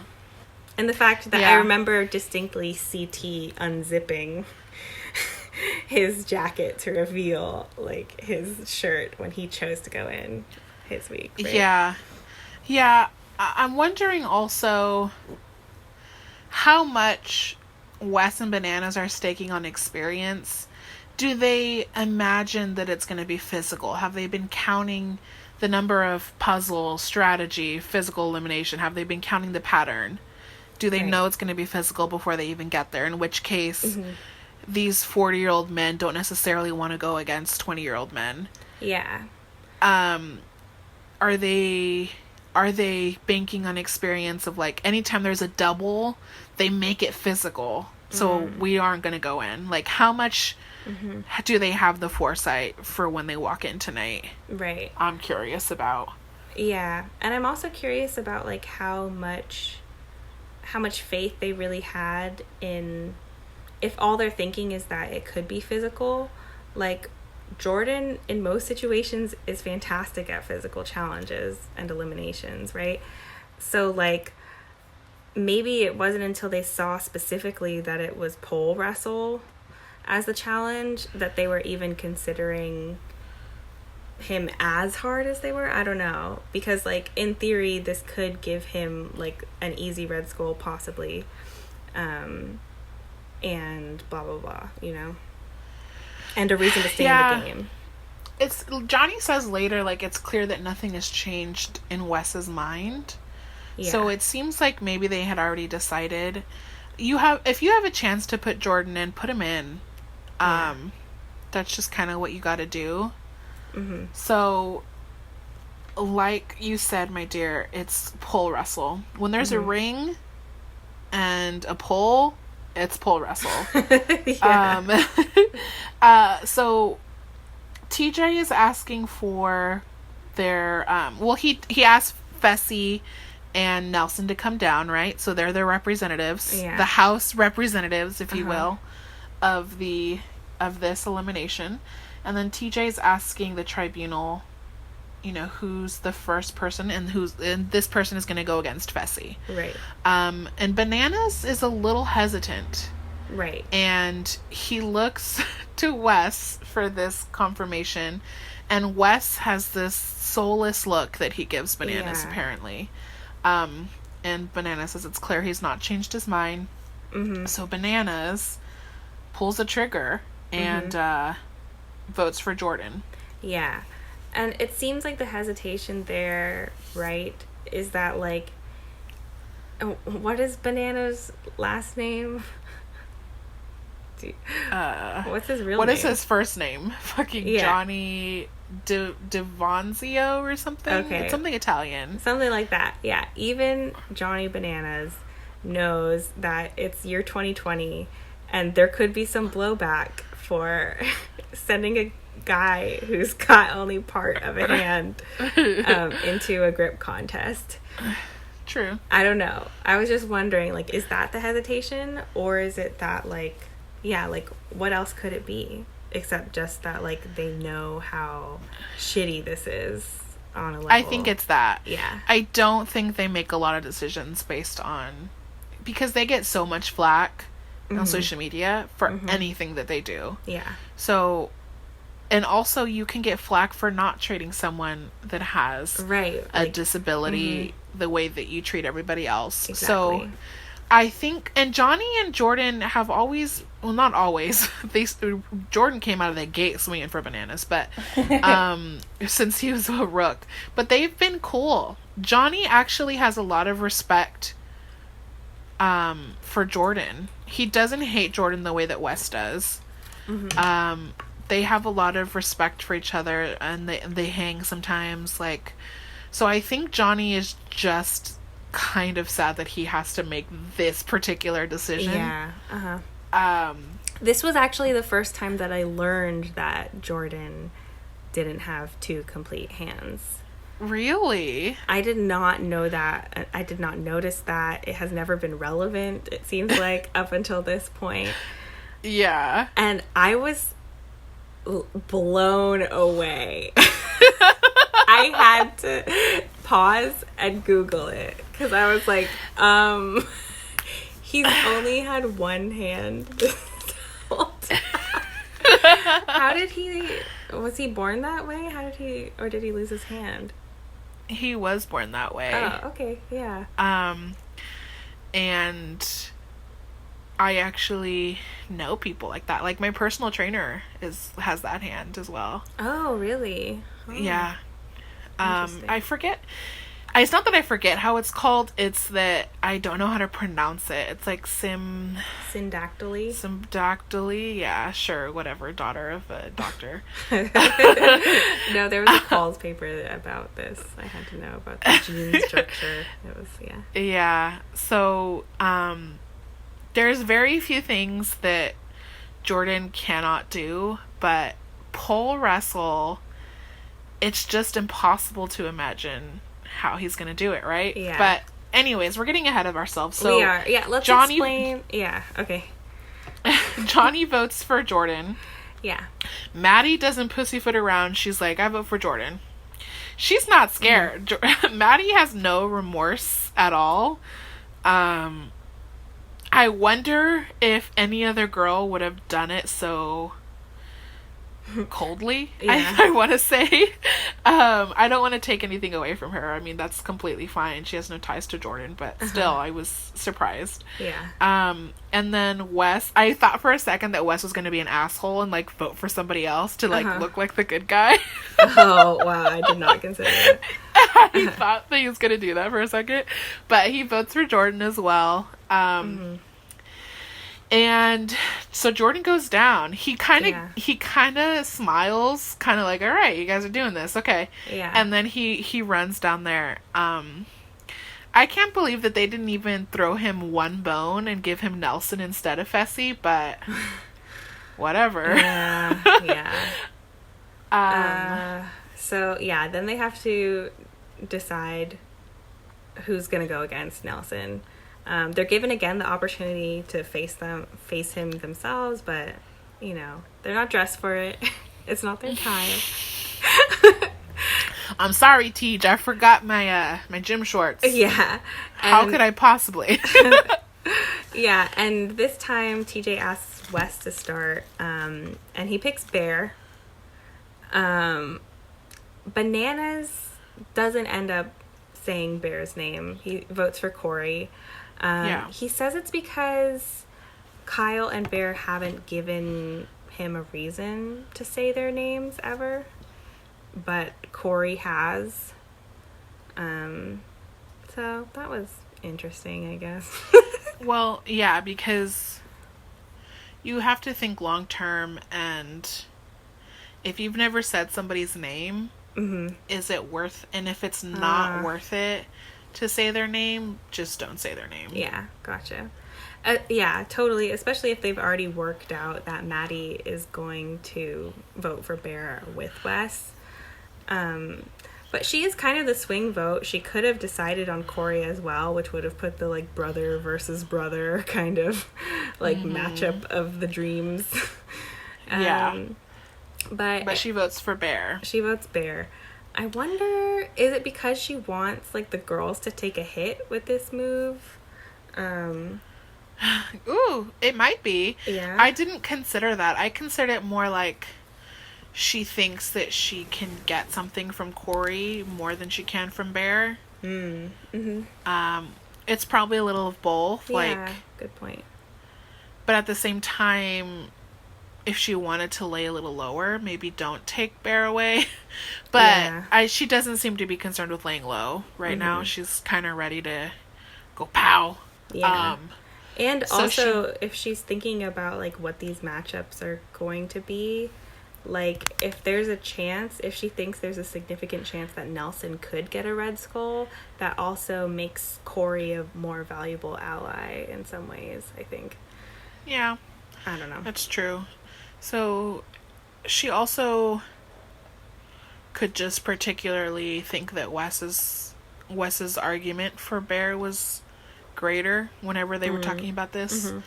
But yeah, she votes for Bear. Bear is so surprised, and they kept saying that he was blindsided, and I'm over here like, it's not a blindside if you were one of 4 people that were eligible to go in. It's not a blindside. Yeah. Like, there was a chance you were going in the entire time. So I wonder if it's because he's thinking about like when unicorns and rainbows. Well, that or that like Wes and Bananas did that whole interior design prank thing with him, and like that they were even kind of like entertaining his bullshit. Like he was like, "Oh, we're cool." I don't know. Everyone likes me. I'm a guy that just everyone likes. Yeah, Bear's the kind of person who, when the game gets real, he doesn't know how to handle it because he's so not serious about everything. So it got real quickly. It really did. He's going in, and he went down there. He doesn't even want to acknowledge the people who are like trying to give him a handshake when he's trying to go down. Yeah. He's kind of bratty, right? He's like that smelly kid in first grade who like just pouts about not winning things. Like, he's a little pouty. So he's the opponent for Nelson. Yeah. did you think that Bear had a chance against Nelson? Did you think that Nelson had a chance against Bear? Well, so the thing was, even though we were talking just a minute ago about the significance of it being a classic elimination, which is the pole wrestle, I still didn't know what the fuck a pole wrestle was. Oh, okay. It's pretty self-explanatory, my dear. I know, but I needed them to explain it, which thank God Teach did, because he explained it good for me. Basically, there's a single pole. It looks to be maybe like 10 to 12 inches long, and like an inch and a half in diameter or something like that. Right, enough for 4 hands to get in there. Yeah. And the idea is you're in the center of a ring. You each have both your hands on it. You can pick your starting grip. And then when Teach says go, you wrestle that fucking pole out of the other person's hands any way you can. If you step out of the ring, it doesn't seem like being forced out is a way that you can win. It's only a way that the wrestle gets reset. Yeah. So it's really about like strength and taking it out of their hands, which Jordan only has one. So yes, exactly. So they start pole wrestle, right? And Fessy and Jordan are going first. Yeah. And Rogan kind of mentions that he's not counting Jordan out because he saw Jordan win in a tug of war, which is also grip strength, right, against Josh, right? The thing is, when you have a rope to work with, you can wrap it around your wrist, and use your arms and your leg. You can still use your full body, and also he won that tug of war by reading Josh's body and anticipating things and knocking him off kilter, basically. I watched it after. Did you? I did. Were you? I love that elimination. Yeah, that was cool. It made Josh look you didn't super notice? Stupid. Well, you didn't notice that he had a half hand in that elimination? I watched it after this episode because they referenced it. Yeah. So that is, you have more to work with than a pole, right? Right. The pole is not, you have to bend to the pole. It's not bending to you. Yeah. And there's only so many ways that you can strategize and pole wrestle. Right. The only thing that would have worked to Jordan's advantage was if Fessy didn't know how to wrestle, if he didn't know how to move his body around and his weight around, but it's clear that he does. Yeah. So I have some stats here. Fessy is 6'5". Oh my god. And he's nearly 250. Holy shit. And then Jordan, and this is of course just that people have pulled from different profiles and stuff. It could be wrong. I'm just saying. Jordan is like 5'10", and he's about 170 pounds. Oh my god. Yeah, he's tiny. Yeah. So he's really little, right? And that's one of the things, like, I think Wes says that as they get into the ring, like, look at the size difference. Yeah. And people in the audience keep saying it, like, he's twice the size, all of these things. So no one wants to go against Fessy in general. And Jordan has less muscle on him than even, like, a Nelson or something. Yeah. He's just a smaller guy. They get set up in the middle of the ring. They both take a reverse grip. And Jordan has his hand, his half hand on top, and he's trying to wrap his wrist around it. Yeah. And of course, as soon as you put force into it, that's not gonna do anything. Yeah. He says that he's kind of limited to pushing and pulling and twisting. Yeah. Rather than anything else. And so they get started, and he's doing what he can, but the first round is still pretty quick. Yeah. And it goes to Fessy, right? When starting the second round, Jordan says that Fessy is big, he's strong, and he knows how to use his weight. And this is important because if you're smaller, the only advantage that you have is your agility and your ability to get underneath someone.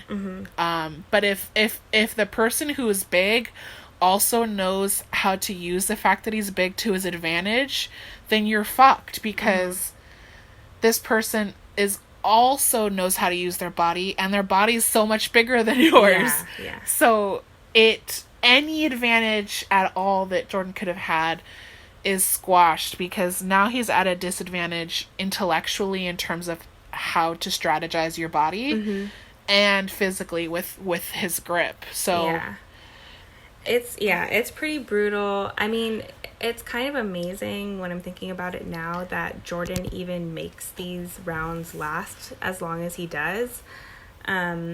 So in like round 2, Jordan v. Fessy, they're like struggling quite a bit, getting down to the ground and stuff, and they ended up stepping out of the ring and having to reset for a round 3.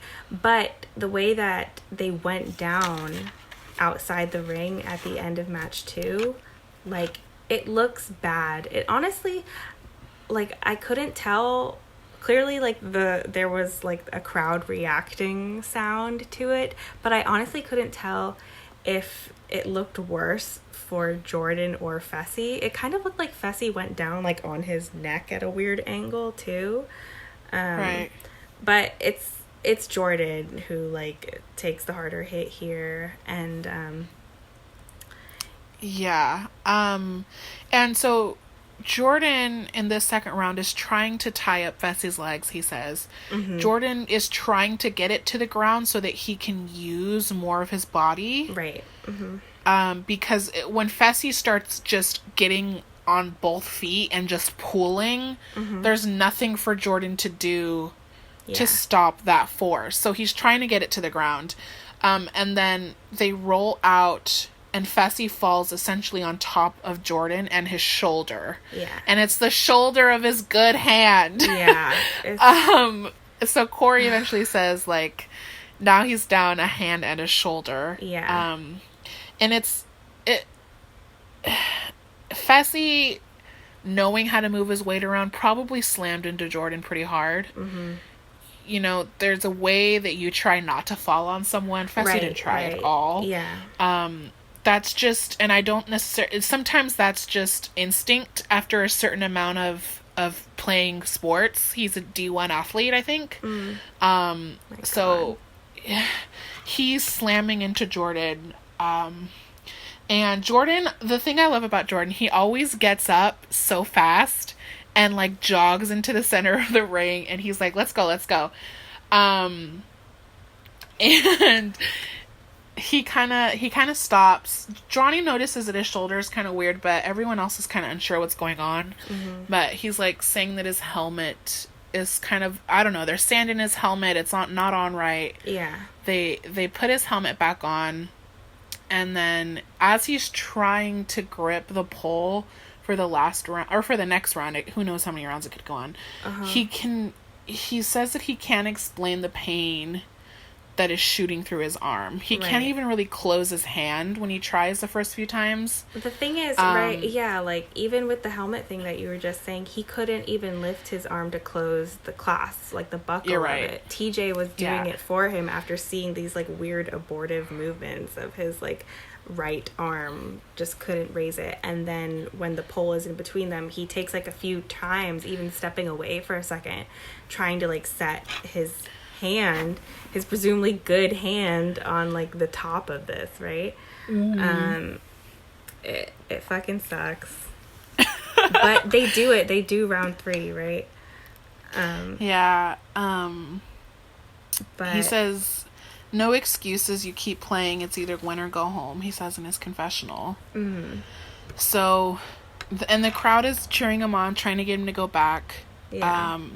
And so he does. They get set up, and round 3, I think, is the shortest of them all. He can't put a lot of force in his good hand. His top hand obviously isn't doing much. So Fessy pulls it out pretty quickly, and Jordan just kind of is on his knees. Yeah. Because he's just lost. I just want to say, I don't like how Fessy throws the pole after getting it out of Jordan's hands. Totally. Did you see that? Did you feel that way? I didn't like that. Yeah, I think that it was not very sportsman-like. Yeah. And all the challengers who are listening to this right now, that's something we pay attention to, so maybe you should work on that. Yeah. I think it was a heat of the moment kind of athletic thing that guys and their testosterone do, more so than like when Rogan used Jay's head to like prop himself up. I think Disgusting. There's a little bit of a distinction there, but yeah. When you're going against someone that is at such a disadvantage, it's almost kind of like, how could you even get in that mode in your head? Yeah, it's shitty. But regardless, I mean, he says in wins. confessional, that he took out like the defending champion, like a 3-time challenge winner. So he's like feeling good about it despite the context, you know. Yeah, and I don't like that. I don't like when you hang your hat on something that wasn't, it's not a whole picture, right? Yeah. I won at Jordan. That's great. What was the game? It was pole wrestle. Yeah. Like, what? Yeah. So, he goes to the medic, right?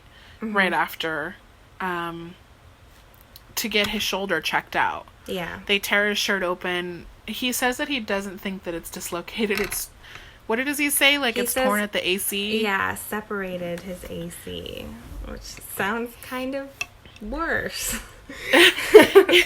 But one thing's for sure is he sounds sure. So he's done this several times, it appears. It sucks. And his confessional is kind of hard to listen to. I mean, the whole thing, honestly, the first time I watched it, it was turning my stomach. I didn't enjoy watching the elimination at all. You don't want to see someone at such disadvantage going into a game like that. Yeah. It wasn't fun at all. And he says, I hope anyone with a disability out there, like, just do it. Don't let the fear of losing keep you from doing it. That's kind of what he has to say about it. And he's crying and... Yeah. I think, so something I noticed, not just with Jordan here, but I was also noticing earlier in the episode with Kayla, is that they've used footage from the same confessionals, like given their outfits, for multiple weeks, right? So even though Kayla, sometimes she's in a white top and sometimes she's in like something else, like, still it's not like every week they're using footage from that confessional or something. So Jordan, when he's crying and talking about like encouraging people who've watched this and might feel demoralized by it to like just, do it, it's like, it kind of made sense because it was the same outfit he was wearing when he was crying about Tori after her elimination last week. And so it's kind of like, this is kind of the stronger, poignant thing that would make somebody cry. And that if he was then asked to talk about Tori, like, he would be in an emotional state where, like, he would show it too. So yeah, I don't know. I don't know Jordan that well. I don't know if he's just a guy who like cries at a lot of things, which is cool. He does not. Yeah. But yeah, that was something I noticed. He's definitely not a crier in general. He doesn't talk about his disability very much. Yeah. He's not afraid to talk about it, but I think he definitely gets off and has lived his life on thwarting people's opinions about what he's capable of. And he said in the past, like, people ask me what I can't do, and it's stupid little things that require full fingers and grip, and those are really the only things that he can't do. And in this case, this is what he was dealt. And he had a good attitude his whole way through. Yeah. He wasn't bitching about it. He didn't ask, like, come on, guys, really? Like, nothing. Really stopped him there. Mm-hmm. And yeah, I mean, like I said before, like, this was the first time I found out, like, he clearly doesn't, it's not something that he needs to talk about, it seems like. yeah, exactly. And I was also kind of upset because Jordan had some records. Okay, yeah. Jordan had some records, so I was kind of upset because he hasn't lost an elimination since he was a rook. He hasn't not won a challenge since he was a rook. Right. So it's like, it's sad that he goes home this early on this challenge. Mm-hmm. And it's sad that he didn't really have a fighting chance. Yeah. It was sad. It is sad. They take a couple quotes from Wes to kind of like him defending his decision, because it seems like he was really the one pulling the strings here. And he just kind of reiterates a couple times that, like, I would feel bad if Jordan wasn't such a prick. Like, he calls him a prick a couple times. And, you know, I remember the salami fight, but I don't exactly know, like, what their history is and if that's justified. So it kind of leaves Wes in, like, an ambiguous, ambivalent position for me, I think. They haven't had huge feuds. He's definitely had more feuds with Bananas, but I think Wes just doesn't like Jordan. Right. Wes doesn't like anybody that threatens his position in the game. But yeah, I that didn't justify it to me. I don't know if it justified it to you. Like, there's some things that you wouldn't wish even on your worst enemy, you know? Mm-hmm. But I do want to point out a couple things that Jordan said on Twitter when this aired. Mm-hmm. So he said, "This is the smartest move Johnny Bananas or Wes has made yet." And he says, # take the shot. He gave congratulations to Fessy. "You're a beast and a great addition to Challenge. I can't wait to run it back. Welcome to the Challenge." He says, "Man, I love this game. I love the pressure, the pain. I love it when the bottom of my stomach falls out. Chaos is where I perform my best. Diamonds are made under pressure. I am a human, but I am also resilient," he says. So he has a good attitude about it. Right. He's not mad at Johnny. You know, he said, "I'm not mad at all. Real recognizes real." Mm-hmm. So, just in case our listeners are sad about Jordan, he's okay. Mm-hmm. Yeah, I mean, so this match, the first match, was really like the big one of the double elimination. That was the more significant one.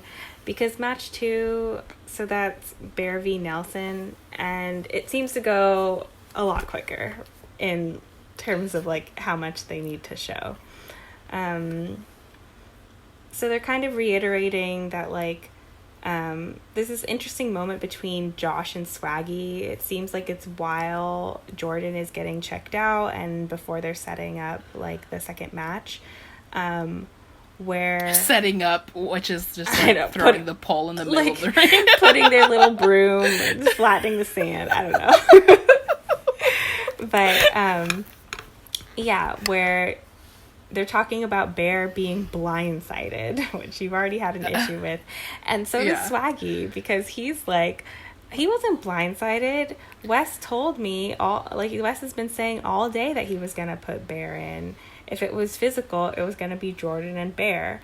And Josh has this like dumbass look on his face. Like, he is like, see, conspiracy. Like, it's like, he's so excited to have deduced from this that, because this wasn't news that was going around the house when he goes and talks to the girls, like, they hadn't heard it either. So it shows that Swaggy and Wes are allied.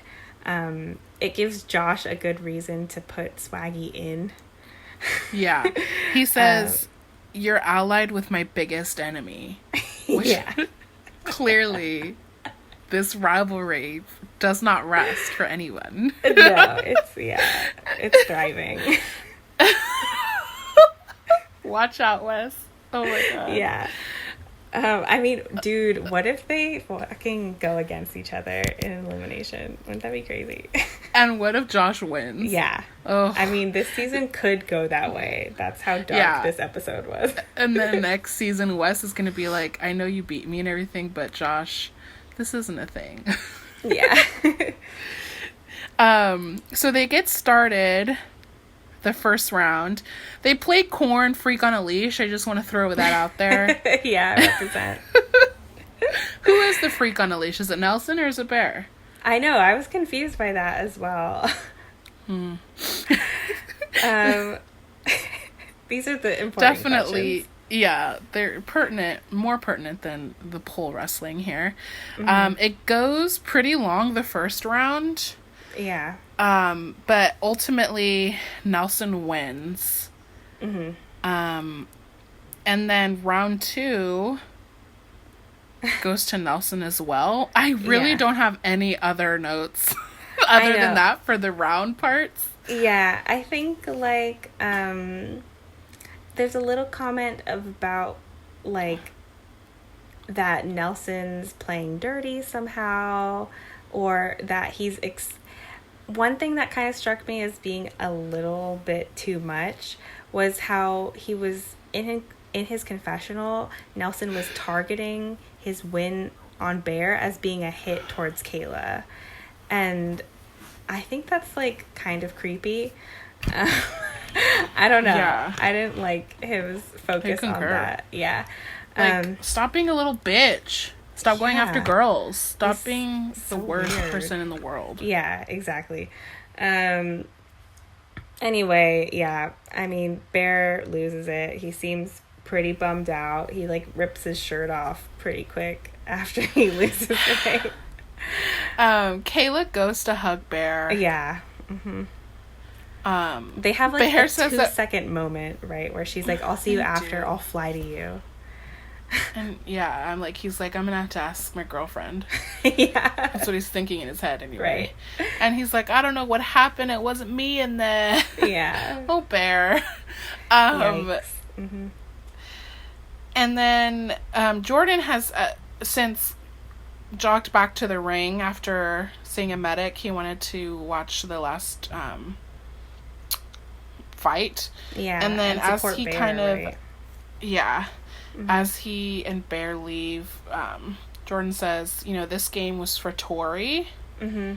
I've won 3. I have nothing left to prove. Mm-hmm. He's basically saying, like, he's fine with losing. He gets to go home to Tori, and that's all he can ask for. Yeah. Mm-hmm. Yeah.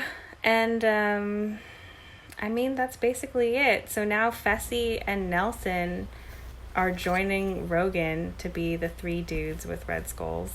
So they're joining Dee and Jenny and Jenna, who are the 3 girls with red skulls. So kind of an interesting lineup so far for the final. It's all the dudes are just like big kind of dumbos in some ways to me.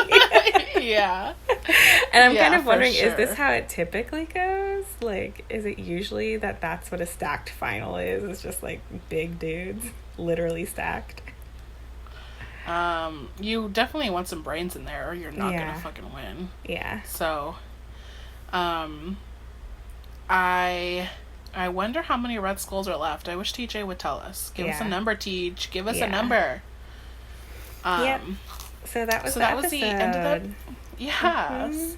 Did you listen to Bear's last words? Any comments on them? I couldn't find it. I didn't listen to it. I'm sorry. Yeah. Sorry, Bear. Sorry, Bear. We'll miss we had you. a lot. Yeah. Kayla's vagina will miss you. Yeah. Next episode looks kind of cool. It seems like they're doing some like adventuring kind of challenge where they have to fall down a slide into a gross sewer tunnel. That seems cool. Adventure. Yeah, for sure. I mean, sounds awful. I bet it's really cold too. Like, if it's warm, that's bad too. Yeah, from what I've been hearing, it was really cold during these challenges. Yeah. Poor babies. I can just imagine that challenge when they were like in the pool and it was going down in degrees. They were probably hating their life. I like put my hands and feet in ice water today because it was so hot in my apartment. I had set it up as something for Fuzzy Butt to enjoy, but she wasn't excited about it. So I was like, I guess I'll get some use out of this. My fingers have been really stiff lately. And after like 10 seconds, I was like, oh my God, this sucks so bad. Holy shit. Yeah, so I had a fresh reminder of how much cold sucks in the midst of this fucking heat wave. Well, there you have it, people. That's what Liz does to get closer to the challenges. There you go. My dedication can't be beat. No, I really can't. Yeah. So we had some serious difficulties picking what our outro was going to be about. We discussed some bullshit for seriously like 40 minutes. Yeah. Right? Yeah. So, which, by the way, first of all, subscribe, but also, yeah, why leave is us no a one comment. Subscribed? God. Yeah, Jesus. for real. No one's gotten to this episode. That's what the thing is. Everyone's still stuck on like episode 3. Y'all are. But anyways, leave a comment. What do you want us to talk about? The economy, global warming. Yeah, please. BJ's. What do you want us to discuss? How are you even a fan? How are you even my slave? So we tried to come up with a topic. Yeah. It's difficult. We thought about 8, which we ended up coming to, yeah, exactly. Episode 8. We came to the conclusion, let's talk about things that were happening when we were 8. Just in the world, not even in our lives. Though we can mention that if it becomes pertinent. So we're gonna wing it, guys. Yeah. So, who should start? I feel like, who started last week? I think it's my turn. Okay, you can start. Do you have something? No. So the year 2000 was when I was 8 years old. Apparently, Gabby says I was in 3rd grade. We're 1 month apart age-wise, and I was in 3rd grade, so all I did was deductive reasoning. I mean, I don't know how anyone remembers how old they were in grades. I feel like I've always been the same age as I am right now. I'm not 80,000 years old. It's not that long ago. It blows my mind. Anyway, so 3rd grade, I wanted to talk about 2 kind of memories. They're kind of personal, more on the personal side, but I feel like there's some representative cultural stuff in them, in my stories. So the first one is, I do remember bringing in the year 2000, Y2K, and I remember, there being some general excitement or uncertainty about what Y2K was going to bring. If it was going to like shut down all the computers, like wipe out all our credit and debt and stuff, like some people were hoping. But my parents hadn't fully explained to me what Y2K, like what the big deal about it was. So I was just kind of like generally excited.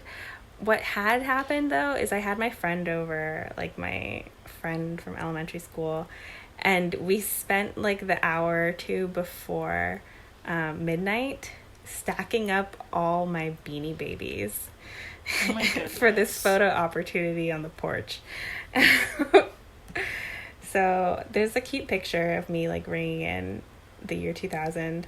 A weird kind of glimpse as to the sort of person I was at this age, if the Beanie Babies didn't tell you anything.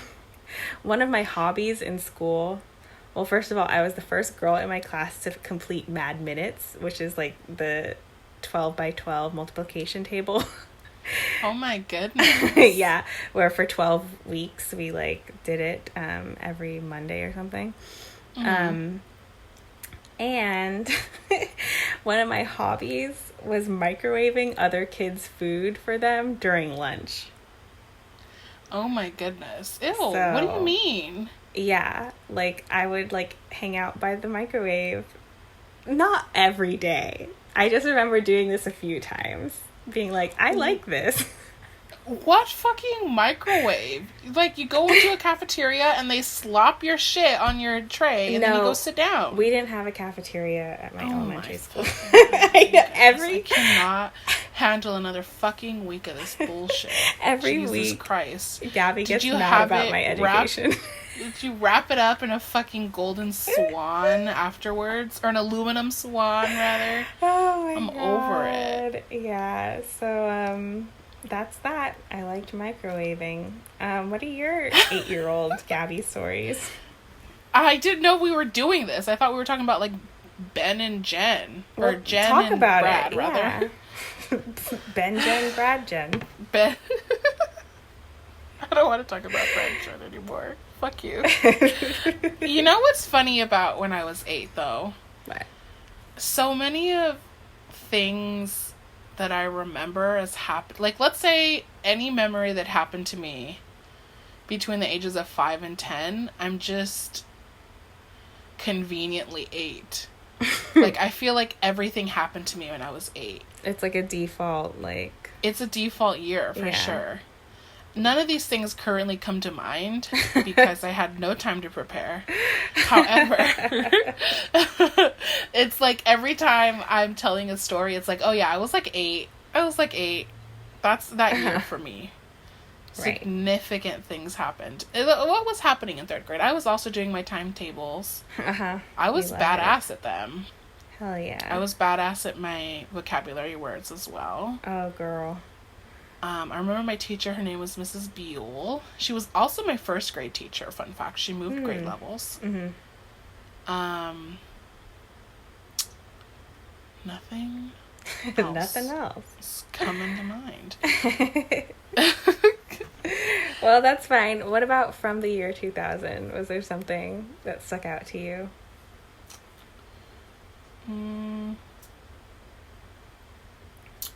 Oh, I do actually have a memory that's coming to mind.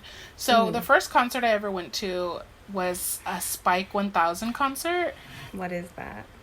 It's a band. Okay. My sister was really into them. They're like Spike 1000. Okay. Spike 1000. They're like a rock band. There's a girl singer. Mm-hmm. She might scream a little bit. I don't know. My sister was into them. They have this song that was like, "Make me suffer every day." You know that one? I don't think Whatever, so. Bitch. You were too busy stocking your Beanie Babies. Yeah. So they were this rock band, right? And my sister, who's about 4.5 years older than me, so she would have been 12 and a half. 12, right? Yeah. Because I was 8. Yes. Girl, did you win this math madness or not? I said 12 and a half. Oh, I thought you said 11. No. What the fuck? So yeah, she was 12, almost 13, and we went to see this, me, my sister, my dad, and my stepmom. Mm-hmm. And it's this place called Strambler Park here in Bakersfield. And it's just like this outdoor park, obviously, but they have like a stage, and so there was a lot of performances there back in the day. And so we went and saw this band, and I remember that there was a pretty intense mosh pit throughout the show, and I'm at one point standing on a table. That's how crazy I got at 8, you guys. Mm-hmm. So Wild. I'm standing on this, you know, those like bleachery picnic tables that are like fucking silver and just bullshit. I was standing really on one of I was standing on one of those, just because I was short and couldn't see over anybody, right? Yeah. So, the mosh pit is getting more and more intense as the songs go on, right? And the song's getting heavier. And, they're like I can't remember exactly. I don't know if it's a fight that breaks out or if it's just a mosh pit that's getting increasingly more punk rock than anything else. But eventually this guy gets laid out, and they lay him out on the fucking picnic table in front of me and my 8-year-old innocence. And I just remember he was this guy, I was wearing a white shirt, jeans, blonde, curly-ish hair, and blood just covering his face, all over his motherfucking face. You couldn't even tell where it was coming from. Yeah. And he was unconscious. Oh, geez. So they lay him out on this picnic table, and they call an ambulance. An ambulance comes pretty quickly, and they take this guy away. And the concert is still going on. The concert doesn't stop because, you know, that's rock and roll, girl. And at one point, my stepmother, I was kind of, I feel like, in shock. Yeah. I don't know. I didn't react to it. I don't remember feeling scared. But at one point, my stepmom was like, do you want to go and, like, hang out at the playground?